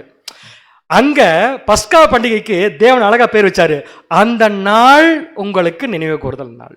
அதே தான் இங்கேயும், இந்த நாள் தான் நமக்கு எந்த நாள்னா நினைவு கூறுதல் நாள். ஸோ ஃபர்ஸ்ட் அப்பத்தை எடுத்து கொடுத்து சாப்பிட சொல்லிட்டாரு. எப்பைனா சேம் அவர் அடிக்கப்பட்ட அந்த day, Nisan 14, once in a year. அடுத்தது நெக்ஸ்ட் இன்னொரு அடையாளம், மத்தேயு 26ஆம் அதிகாரம் வசனம் 27 முதல். பின்பு பாத்திரத்தையும் எடுத்து ஸ்தோத்திரம் பண்ணி அவர்களுக்கு கொடுத்து, அதே சீஷர்களுக்கு அடுத்தது கொடுக்கிறார், கொடுத்து நீங்கள் எல்லாரும் இதிலே பானம் பண்ணுங்கள், நீங்கள் எல்லாரும் இதுல என்ன பண்ணுங்க, பானம் பண்ணுங்கள், இது பாவ மன்னிப்பு உண்டாகும்படி அநேகருக்காக சிந்தப்படுகிற புது உடன்படிக்கைக்குரிய என்னுடைய இரத்தமாய் இருக்கிறது. இனிமேல் நீங்கள் ஆட்டுக்குட்டியின் ரத்தத்தை புசிக்க வேண்டாம், ஏன்னா நான் தான் அந்த ஆட்டுக்குட்டி. ஆண்டவர், அப்ப உங்க ரத்தத்தை எப்படி புசிக்கிறது? என் ரத்தத்தை நீங்க புசிக்க வேண்டாம், என் ரத்தமா நினைச்சு இந்த திராட்சை ரசத்தை புசிங்க. கிளியர்? அப்படின்னா அப்பம் சாப்பிடுவதும் திராட்சை ரசம் சாப்பிடுவதும் எதை அடையாளப்படுத்துதுன்னா, அது இங்க ஆரம்பிச்ச விஷயம் இல்லைங்க, எகிப்து தேசத்துல ஆரம்பிச்சது. எதற்காக? தலைப்பிள்ளைகள் காக்கப்படுவதற்காக. காக்கப்பட்டாங்களா? வருஷ வருஷம் பண்டிகை கொடுத்தாரா? செஞ்சுட்டு வந்தாங்களா? ஆண்டவர் வந்தாரா? அவர் கிளியரா சொல்லிட்டாரு, யூதர்களுக்கு மட்டும் இந்த வாய்ப்பு கிடையாது, எல்லா ஜனங்களுக்கும் இந்த வாய்ப்பு இருக்கு. அதனால இப்ப நான் என்ன பண்றேன்னா, யூதருங்கிற ஃபார்மாலிட்டியை உடைச்சிட்டு என்னுடைய சுவிசேஷத்தை பின்பற்றி வரக்கூடிய எல்லாருக்கும் ஜீவன் கொடுக்கறதுக்காக நானே அந்த ஆட்டுக்குட்டியா மறிக்கிறேன்னு மறிச்சிட்டேன். ஆனா மறிக்கிறப்ப என்ன சொல்லிட்டு மறிச்சிட்டாருன்னா, அங்க அடிக்கப்பட்ட ஆட்டுக்குட்டி மாதிரியே என்னுடைய மாம்சத்தை நீங்க சாப்பிடுங்க, அங்க அடிக்கப்பட்ட ஆட்டுக்குட்டி ரத்தம் மாதிரியே என்னுடைய ரத்தத்தை நீங்க புசிங்க. அப்படி புசிச்சாதான் உங்களுக்கு என்ன இருக்குன்னு சொல்லிட்டாரு, ஜீவன் இருக்குன்ட்டார்.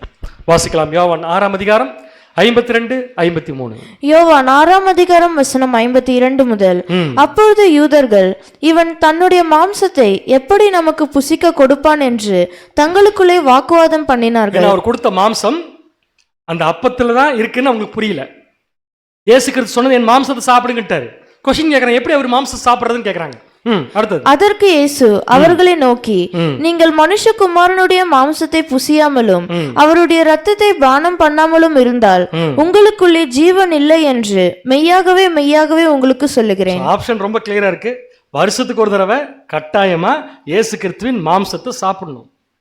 வருஷத்துக்கு ஒரு தடவை கட்டாயமா இயேசு கிறிஸ்துவுடைய ரத்தத்தை நம்ம குடிக்கணும். ஆனா மாம்சம் அப்படிங்கிறது அப்பமாவும், ரத்தம்ங்கிறது திராட்சை ரசமாவும் நம்ம பிரேயர் பண்ணி அதை எடுத்து குடிச்சோம்னா நமக்கு என்ன கிடைச்சிருட்டாரு, ஜீவன். கொஸ்டின், என்ன குடிக்கணும்? நீசான் மாதம் 14, இவ்வளவுதான் கொஸ்டின். எப்ப நீசான் 14 எப்பன்னு கேக்குறீங்களா? அது முடிஞ்சு ஏறக்குறைய 18 நாள் ஆச்சு. மார்ச் மாதம் 31ஆம் தேதி முடிஞ்சது நீசான் 14. சரிங்களா? இந்த குட் ஃப்ரைடே அதெல்லாம் உங்களுக்கு எப்படின்னு பின்னாடி சொல்லுவாங்க. சின்ன விளக்கம் மட்டும் கொடுத்துட்றேன். எப்படின்னா, நம்ம கேலண்டர் வேறு, யூதர்கள் கேலண்டர் வேறு. நம்ம பின்பற்றுறது ஜனவரி, பிப்ரவரி, மார்ச். அவங்க பின்பற்றுறது நீசான், இப்படி அந்த ஆர்டரில் வரும். ஸோ நீசான் மாதத்துக்கு நம்முடைய மாதம் எது ஈக்குவலுங்கிறத கண்டுபிடிச்சி அதை பண்ணுவாங்க. அந்த டேட்ஸ் தனியாக இருக்குது. பட் என்னுடைய கேள்வி என்னென்னா, நம்முடைய ஆண்டவராக இயேசு கிறிஸ்து நம்மளை எப்பப்பெல்லாம் இஷ்டமாக இருக்கும் அப்பப்பெல்லாம் குடிங்கன்னு சொல்லியிருக்காரா? எப்பப்பெல்லாம் உங்களுக்கு பரிசுத்தமாக நினைக்கிறீங்களோ அப்பெல்லாம் சாப்பிடுன்னு சொல்லியிருக்காரா? இப்போ உங்களுக்கு மனசு என்ன சாப்பிட்டா என்ன நல்லது தானே? வருஷத்துக்கு ஒரு தடவை சொல்லியிருக்காரு, நம்ம 2-3 தடவை பண்ணுவோமே அப்படின்னு நீங்கள் நினச்சிங்கன்னா, எனக்கு அடுத்த கேள்வி உங்களுக்கு, உங்கள் பையனுக்கு பர்த்டே வருமா? பொண்ணுக்கு பர்த்டே வருமா? இல்லை உங்களுக்காவது வரும்ல பர்த்டே? என்னைக்கு வரும்? வருஷத்துக்கு ஒரு முறை. நீங்கள் வேணும் ஒன்று பண்ணுங்களேன், இனிமேல் 4 தடவை கொண்டாடுங்களேன் பர்த்டேவை. 4 தடவை கொண்டாடின என்ன தெரியுமா, அந்த பர்த்டே ஏன்டா பர்த்டே வந்துச்சுங்கிறதுனால கை போயிடும். அப்போ ஒரு டேன்னா அந்த டேக்கு நம்ம மதிப்பு கொடுக்குறோம்னா அந்த ஒரு டே தான். நினைவு கூறுதல்னு அதான் அர்த்தம். பின்னாடி உங்களுக்கு ஒரு வசனம் ஞாபகம் வரும். எப்பப்பெல்லாம் நீங்கள் இந்த பாத்திரத்தில் புசித்து எப்போதெல்லாம் பானம் பண்ணுகிறீர்களோ அப்பொழுதெல்லாம் கர்த்தர், அது பின்னாடி வரப்போகுது, உங்களுக்கு வரும்போது நான் சொல்லிடுறேன் அதையும். சரிங்களா? ஸோ இப்போ என்ன ஒரு விஷயம் கிளியர்னா, இது வருஷத்துக்கு ஒரு தடவை தான். அந்த வருஷத்துக்கு ஒரு தடவை எப்பைனா இயேசு கிறிஸ்து சொல்லிட்டு போன அதே டேட், அவர் மரிச்ச அதே நாள். குட் ஃப்ரைடே வருது இல்லையா? குட் ஃப்ரைடே, அது என்ன good Friday? What is good Friday? நல்ல வெள்ளி. பாருங்க, எனக்கு தமிழ் தெரியாமல் வந்திருக்கேன், கோயம்புத்தூர்ல இருந்துங்க. புனித அதான் புனித வெள்ளின்னு தெரியாமல் தான் கோயம்புத்தூர்லேருந்து வந்திருக்கிறேன். நான் அது என்ன நாள்னு கேட்டேன். இயேசு கிறிஸ்துவை, என்னை சிரிக்காமல் என்கிட்ட சொல்லுங்க பார்க்கலாம் அந்த வார்த்தையை. இயேசு கிறிஸ்து சிலுவையில் இருந்த நாள் வருஷம் வெள்ளிக்கிழமை தான் வரும். யோசிங்க கொஞ்சம், அப்படியே யோசிங்களேன். எங்கேயாவது சொல்லுங்க பார்க்கலாம். ஒரு டே நம்ம பர்த்டே வச்சுக்கலாமா? நம்ம பர்த்டே, டெத் டே வேண்டாம், விட்டுறலாம். பர்த்டே, நம்ம பர்த்டே வருஷம் ஒரே கிழமையிலே வருது. ஏன் மாறி அப்புறம் இப்படி இயேசு கிறிஸ்து மரிச்சது மட்டும் ஒரே கிழமையில் வரும், வெள்ளிக்கிழமை வரும். 6வது நாள் படைப்பு யார் முடிச்சது? இயேசு கிறிஸ்துவா தேவனா? இப்போ நான் இயேசு கிறிஸ்து பற்றியில் பேசிட்டு இருக்கிறேன். அப்போ ட்ரினிட்டிலேருந்து ஸ்டார்ட் பண்ண வேறு வழியே இல்லை. நான் கேட்ட கேள்வி சிம்பிளான கேள்வி.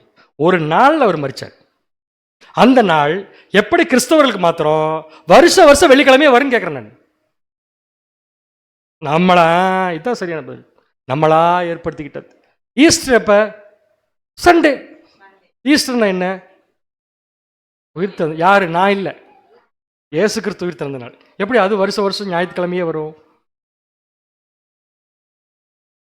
அப்ப வெள்ளிக்கிழமையே தப்பு.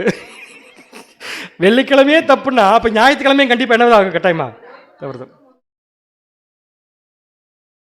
சரி, அடுத்த கொஸ்டின் கேட்கிறேன். பைபிள்ல சண்டே தான் ஓய்வு நாள் ஒரு வசனம் எடுத்து கொடுங்க எனக்கு. நான் ஒத்துக்கிறது. சகோதரி சொல்ற பாயிண்ட் வேலிட்னா நீங்க அதை நம்பி இருக்கிறீங்க. ஓய்வு நாளைக்கு முன்னாடி நாள் மரிச்சார்னா ஓய்வு நாளைக்கு முன்னாடி நாள் என்னன்னா, ஓய்வு நாள் எந்த நாள்? ஆமா, உலகத்தின் ஓய்வு நாள் எது? எதாவது டே கேட்கறேன் நான், வேற எதுவும் கேட்கல. அந்த 7வது நாள் தான் எந்த நாள்னு கேட்டேன். டே பேர் சொல்லுங்க. நான் இப்ப கிழமையை பேசிட்டு இருக்கிறேன், நீங்க கிழமையை சொல்லுங்க, ஒத்துக்கிறேன் நான். சண்டே. சூப்பர். சண்டே. ஓ, ஓய்வு நாள் சாட்டர்டே அப்படின்னு பைபிள் எங்க இருக்கு? அப்படின்னு இது பைபிள்ல இல்ல. ஒரு விஷயம் தெளிவா புரிஞ்சுக்கோங்க. எது இருக்கோ அதை நம்பர் தான் கரெக்ட், எது இல்லாதோ அதை கண்ணை மூடிட்டு நம்பர் தப்பு. நீங்க அப்படியே வச்சுக்கோங்க சிஸ்டர். யோசிச்சு பாருங்க. ஒரு நாளை இண்டிகேட் பண்ணி சொல்லியிருக்கார் நம்முடைய ஆண்டவர். பழைய ஏற்பாட்டிலையும் அதே நாள் தான், புதிய ஏற்பாட்டிலையும் அதே நாள் தான். அந்த நாளுங்கிறத ஸ்பெசிஃபை பண்ணி பைபிள் சொல்லியிருக்கிறப்ப அந்த நாளை விட்டு வேற நாளில் பண்ணா அது தேவனுக்கு பிரியமா இருக்குமா? இப்படி கேட்குறேன் உங்ககிட்ட. 10ஆம் தேதி வீட்டு தலைவர்கள் ஆட்டுக்குடி தெரிஞ்சுக்கணும் எகிப்து தேசத்தில். 10ஆம் தேதி தெரிஞ்சுக்கிறதுக்கு பதிலாக 11ஆம் தேதி 12ஆம் தேதி தெரிஞ்சுக்கிட்டு எப்படி இருக்குது? தலைப்பிள்ளைகள் காக்கப்படாது. 14ஆம் தேதி சாயந்தரம் அடிக்கணும்னா 14ஆம் தேதி சாயந்தரம் தான் அடிக்கணும். இல்லை 15ஆம் தேதி வரைக்கும் வச்சிருப்பேன்னு சொன்னா அது வேலிட் இல்லை. அப்படின்னா இந்த சப்ஜெக்ட்ல இந்த பாயிண்ட்ல எது ரொம்ப முக்கியம்னா பர்டிகுலர் டே தான் ரொம்ப ரொம்ப முக்கியம். ஸோ வருஷம் இதை நினைவு கூறுதலை நாம வருஷத்துக்கு ஒரு தடவை எக்ஸாக்ட்லி நீசான் மாதம் 14ஆம் தேதி தான் என்ன பண்ணோம்னா அனுசரிக்கணும். இதில் எந்த மாற்று கருத்தும் இல்லை. சரி, எப்படி சாப்பிடணும்? அங்கே ஒரு ஃபார்மாலிட்டி கொடுத்தாரா? எப்படி சாப்பிடணும்னா, அன்று ராத்திரியிலே அதன் மாம்சத்தை நல்ல தண்ணியில் வேக வச்சு உப்பெல்லாம் போட்டு மிளகா பொடி போட்டு மசாலா பொடி போட்டுலாம் சாப்பிடக்கூடாது. எப்படி சாப்பிடணும்? தண்ணியில் வேக வச்சு சாப்பிடணும். அப்படின்னு எப்படி இருக்கும்? அதை சாப்பிட்றப்பயே பயங்கர கடினமாக இருக்கும்ல. அதே மாதிரி தான் நாம் நம்முடைய ஆண்டவராக இயேசு கிறிஸ்து என்கிற ஆட்டுக்குட்டியை வருஷம் பூரா எப்படி சாப்பிட்றோம்னா ஒரு கடினமாக சாப்பிட்றோம். தட் மீன்ஸ் என்ன அர்த்தம்னா, நம்முடைய வாழ்க்கையில் இருக்கக்கூடிய கடினமான சூழ்நிலைகளை நம்ம நினச்சிட்டு அதை சாப்பிட்றோம். நம்ம வாழ்க்கையில் ரொம்ப சந்தோஷமாகவும் இருக்கு, சந்தோஷத்தை பெற்றுக்கொள்வதற்காக இன்னைக்கு கஷ்டப்பட்டுருக்கிறோம். அதான் அந்த மாம்சத்தை வேக வைக்காம அதை சாப்பிடணும். செகண்ட் பார்த்தீங்கன்னா, புளிப்பில்லா அப்பத்தோட சாப்பிடணும். ஒரு நாள் இல்லை, அந்த வருஷம் பூரா. இந்த நீசான் 14 இருந்து அடுத்த நீசான் 14 வரைக்கும் நாம ஆண்டவராக இயேசு கிறிஸ்துவுடைய மாம்சத்தை எப்படி சாப்பிடணும்னா புளிப்பில்லா அப்பத்தோட சாப்பிடணும். அப்படின்னு என்ன அர்த்தம்? புளிப்பில்லா அப்பம்னா என்ன? வாசிக்கலாம். 1 கொரிந்தியர் 5ஆம் அதிகாரம் 8ஆம் வசனம். 1 கொரிந்தியர் 5ஆம் அதிகாரம் 8ஆம் வசனம். ஆதலால் பழைய புளித்த மாவோடே அல்ல, துர்க்குணம் பொல்லாப்பு என்னும் புளித்த மாவோடும் அல்ல. அப்ப எதெல்லாம் புளித்த மாவு? துர்க்குணம், பொல்லாப்பு, இதெல்லாம் புளித்த மாவு. துப்புரவு உண்மை என்னும் புளிப்பில்லாத அப்பத்தோடே பண்டிகையை ஆசரிக்க கடவோம். புளிப்பில்லாத அப்பத்தோடு பண்டிகை என்ன பண்ணுவோம் அப்படின்னு என்னென்ன நமக்குள்ள இருக்கக்கூடாது? துர்க்குணம், பொல்லாப்பு, நீங்க சொன்ன மாதிரி சிம்பிளா சொல்ல போனா பாவம்.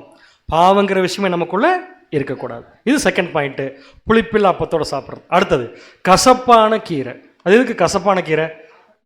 அகத்திக்கீரை. கசப்பான கீரை எதுக்குன்னா, ஏற்கனவே சொன்னேன், நம்ம சாப்பிட்ற சாப்பாடு அவ்வளோ சீக்கிரம் விரும்பி சாப்பிட்ற விஷயம் இல்லை, ஆனால் சாப்பிட்டே ஆகணும். சீக்கிரம் டைஜஸ்ட் ஆகணும். அப்படி என்ன அர்த்தம்? நம்ம பெற்றுக்கொள்கிற சத்தியத்தை எல்லாம், நம்ம வாழ்க்கையில் கிடைக்கிற அனுபவத்தை எல்லாம் சீக்கிரம் டைஜஸ்ட் பண்ணுறதுக்கு நமக்கு தேவை கசப்பான அனுபவங்கள். அநேக உபத்திரவங்கள் வழியாக தான் நம்ம எங்கே போக முடியும்? பரலோக ராஜ்யத்துக்கு போக முடியும். கிறிஸ்துவின் நிமித்தம் விசுவாசிக்கிறதுக்கு மாத்திரமல்ல, கிறிஸ்துவின் நிமித்தம் பாடுபடுவதற்கு நமக்கு என்ன பண்ணப்பட்டிருக்கு? அருளப்பட்டிருக்கு. ஸோ இதுதான் நம்ம வாழ்க்கையில் கிடைக்கக்கூடிய கசப்பான கீரை. அடுத்தது காலையிலுக்குள்ள சாப்பிட்றணும். அப்படின்னு என்ன அர்த்தம்னா, இன்னைக்கு நம்ம இருக்கிற பார்த்தீங்களா சுவிசேஷ யுகம். போன வாரம் சாட்டில் பார்த்துருப்பீங்க, இது ஒரு இருண்ட காலம். ஏன்னா சாத்தான் தான் ஸ்டில் ராஜா. இந்த சுவிசேஷ யுகம் இருட்டு, அடுத்து வரப்போற ஆண்டவராகிய இயேசு கிறிஸ்துவின் 1000 ஆண்டு அரசாட்சி வெளிச்சம். சாயங்காலத்தில் அழுகை தங்கும், விடியற் காலத்தில் களிப்புண்டாம். ஸோ இந்த சாயங்காலம் என்கிற இந்த நைட்டுக்குள்ள இதை சாப்பிட்றணும். ஏன்னா விடியற்காலம் வந்துருச்சுன்னா சாப்பிட்றதுக்கு வாய்ப்பு இல்லை. ஏன்னு கேட்டிங்கன்னா, இதோட இந்த வாய்ப்பு என்ன ஆயிரும்னா க்ளோஸ் ஆயிரும்.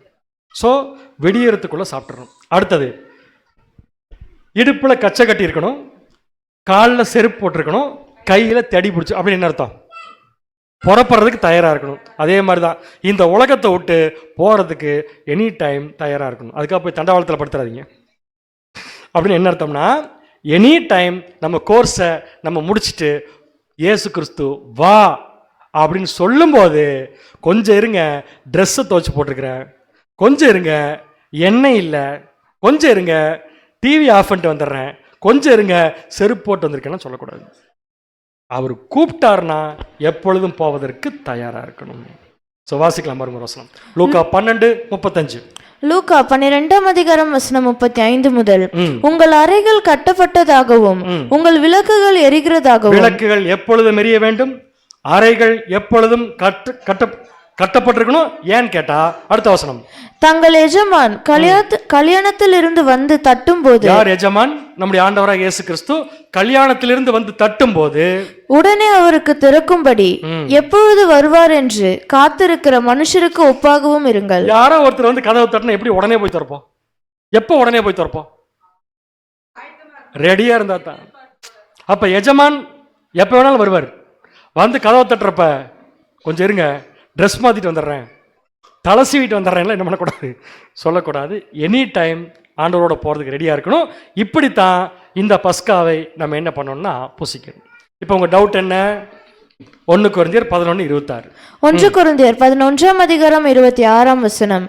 ஆகையால் நீங்கள் இந்த அப்பத்தை புசித்து இந்த பாத்திரத்தில் பானம் பண்ணும் போதெல்லாம் கர்த்தர் வருமளவும் அவருடைய மரணத்தை தெரிவிக்கிறீர்கள். இதுதான் இன்னைக்கு பாபிலோன்ல ப்ராமினெண்டா இருக்கு. எப்ப வேணாலும் சாப்பிடலாம். எது? அப்பம். எப்ப வேணாலும் குடிக்கலாம். எது? திராட்சை ரசம். அப்படின்னு மாசத்துக்கு ஒரு தடவை பண்றாங்களா? டெய்லி பண்றாங்களா? இப்ப பண்றாங்க. ஓகே. ஏன் இந்த வசனம் இருக்கு பாருங்க, என்ன போட்டிருக்கு வசனத்துல? எப்பப்பெல்லாம் புசிக்கிறீங்களோ, எப்பப்பெல்லாம் நீங்க சாப்பிட்றீங்களோ, எப்பப்பெல்லாம் பண்ண மாட்டீங்களானா எப்ப வேணாலும் பண்ணுங்கன்னு அர்த்தமா? கிடையாது. இந்தியாவுக்கு சுதந்திரம் கிடைச்சது எப்ப? என்ன டேட்டு? இப்ப சொல்லுங்க, உங்க லைஃப் டைம்ல எத்தனை தடவை நீங்க அதை பார்த்துருக்கீங்க? சுதந்திரனால எத்தனை தடவை கொண்டாடி இருக்கீங்கன்னு நினைக்கிறேன். இப்போ உங்க வயசு கண்டுபிடிச்சிருக்கான சொன்னீங்கன்னா 52 வருஷமா? சரி, உதாரணம் ஒரு 30 தடவை பண்ணிருக்கேன்னு வச்சுக்கோங்க. நல்லா கவனிங்க. இப்போ நான் சொல்றேன், எப்பப்பெல்லாம் இந்தியாவுடைய சுதந்திரம் தினம் வருதோ அன்னைக்கெல்லாம் உங்களுக்கு சாக்லேட் கொடுப்பாங்க. கரெக்டா? அப்படின்னா எப்ப வேணாலும் சுதந்திர தினம் கொண்டாடுங்கன்னு அர்த்தமா? கிடையாது. நான் சொல்றது புரிஞ்சு உங்களுக்கு? எப்பப்பெல்லாம் சுதந்திர தினம் வருதோ அன்னைக்கெல்லாம் உங்களுக்கு சாக்லேட் கொடுப்பாங்கன்னா என்ன அர்த்தம்னா, எப்ப வேணாலும் சுதந்திர தினம் அர்த்தம் கிடையாது. ஆகஸ்ட் 15 எந்தெந்த வருஷம் எப்பப்ப வருதோ. அதாங்க மீனிங்.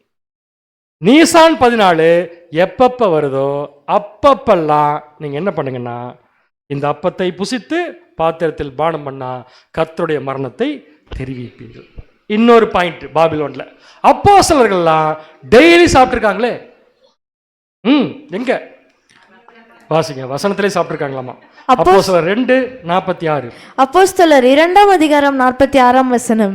அவர்கள் ஒருமனப்பட்டவர்களாய் தேவ ஆலயத்திலே அனுதினமும் தரித்திருந்து வீடுகள் தோறும் அப்பம் பிட்டு மகிழ்ச்சியோடும் கபடமில்லாத இருதயத்தோடும் போஜனம் பண்ணி. அனுதினம் தரித்திருந்து வீடுகள் தோறும் அப்பம் பிட்டிருக்காங்களே, அப்ப நாங்க ஏன் பண்ணக்கூடாது?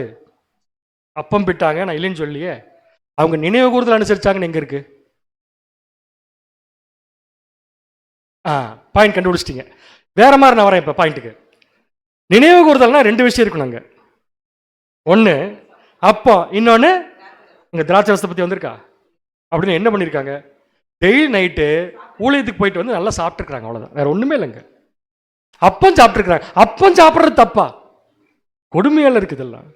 இதை நம்மளால எப்படி மாற்றிட்டாங்கன்னா, அப்போஸ்தலர் எப்போ வேணாலும் சாப்பிட்டாங்களே, நாமளும் என்ன பண்ணலாம்? எப்போ வேணாலும் சாப்பிடலாம்.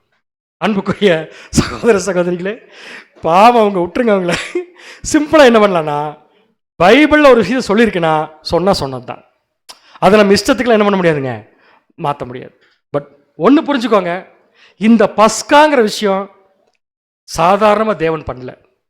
யோசிச்சு பாருங்க, எத்தனை பேர் செத்து போனாங்க இதுக்காக.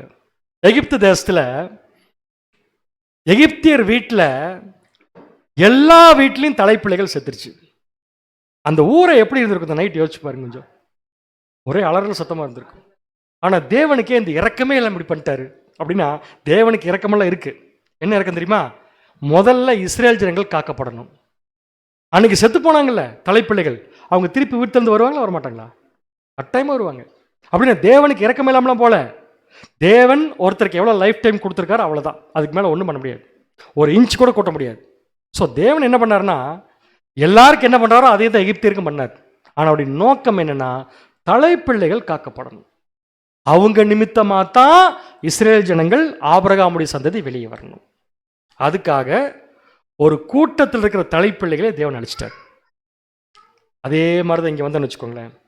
இப்போ நமக்காக தேவன் இப்போ என்ன பண்ணிருக்காருன்னா, நிறைய பேர்த்த அழிக்கல, ஒரே ஒரு ஆட்டுக்குட்டி அழிச்சிருக்காரு. அந்த ஒரே ஒரு ஆட்டுக்குட்டி யார் தெரியுமா? இயேசு கிறிஸ்து.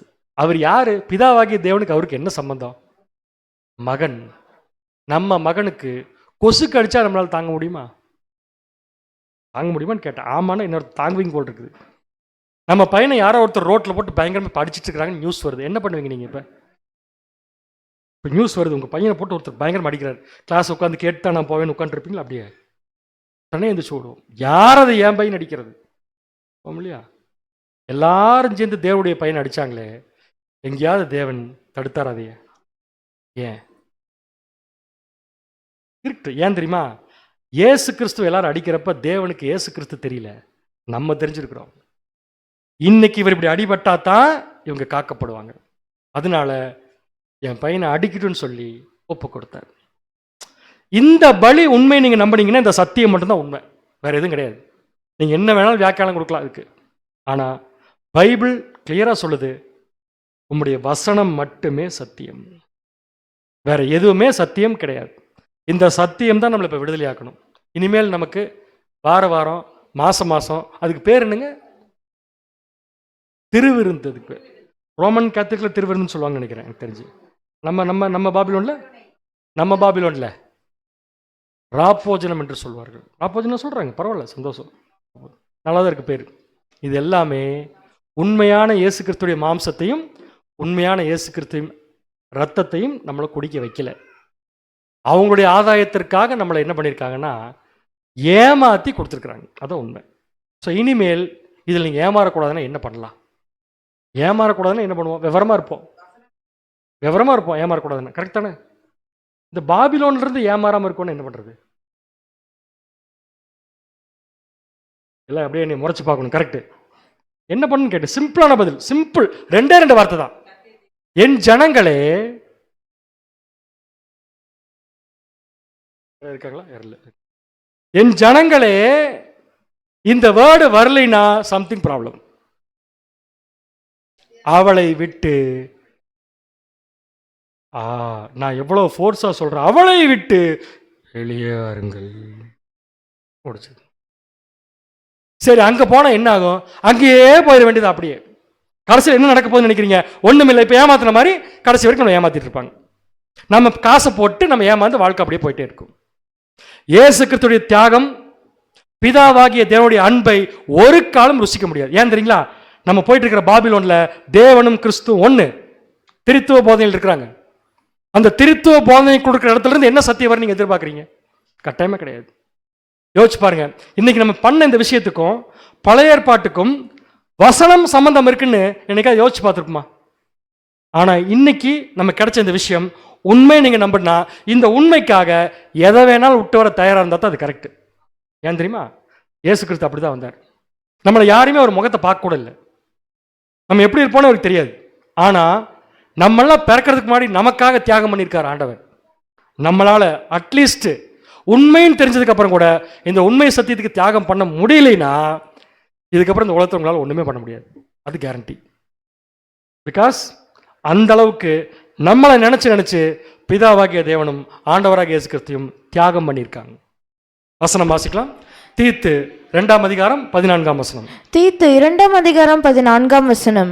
அவர் நம்மை சகல அக்கிரமங்களில் நின்று மீட்டு கொண்டு தமக்குரிய சொந்த ஜனங்களாகவும் நற்கிரியைகளை செய்ய பக்தி வைராக்கியம் உள்ளவர்களாகவும் நம்மை சுத்திகரிக்கும்படி நமக்காக தம்மை தாமே ஒப்பு கொடுத்தார். கடைசியில் மட்டும் நான் எடுத்துக்கிறேன். நம்முடைய ஆண்டவராகிய இயேசு கிறிஸ்து நம்மளை சுத்தம் பண்றதுக்கு அவர் தம்மை தாமே ஒப்பு கொடுத்தார். இயேசு கிறிஸ்து நம்மளை சுத்தம் பண்றதுக்கு தம்மை தாமே ஒப்பு கொடுத்தார். எனக்கு என்ன விளக்க வேணும்னா, தம்மை தாமே ஒப்பு கொடுக்கறதுனா என்ன? அது அப்படின்னு என்ன? நான் சொன்னது வேற மாதிரி சொல்றேன். திருப்பி தம்மை தாமே ஒப்பு கொடுக்கறதுனா என்னன்னு கேட்கறேன். வேற வேற பாஷையில ஒரே வார்த்தையை சொல்றதுக்கு உங்களுக்கு வாழ்த்துக்கள். சிம்பிள். என்ன தெரியுங்களா? ஒரு பாயிண்ட் வந்துருச்சு. உயிரை விட்டு கொடுக்கறது. சூப்பர்.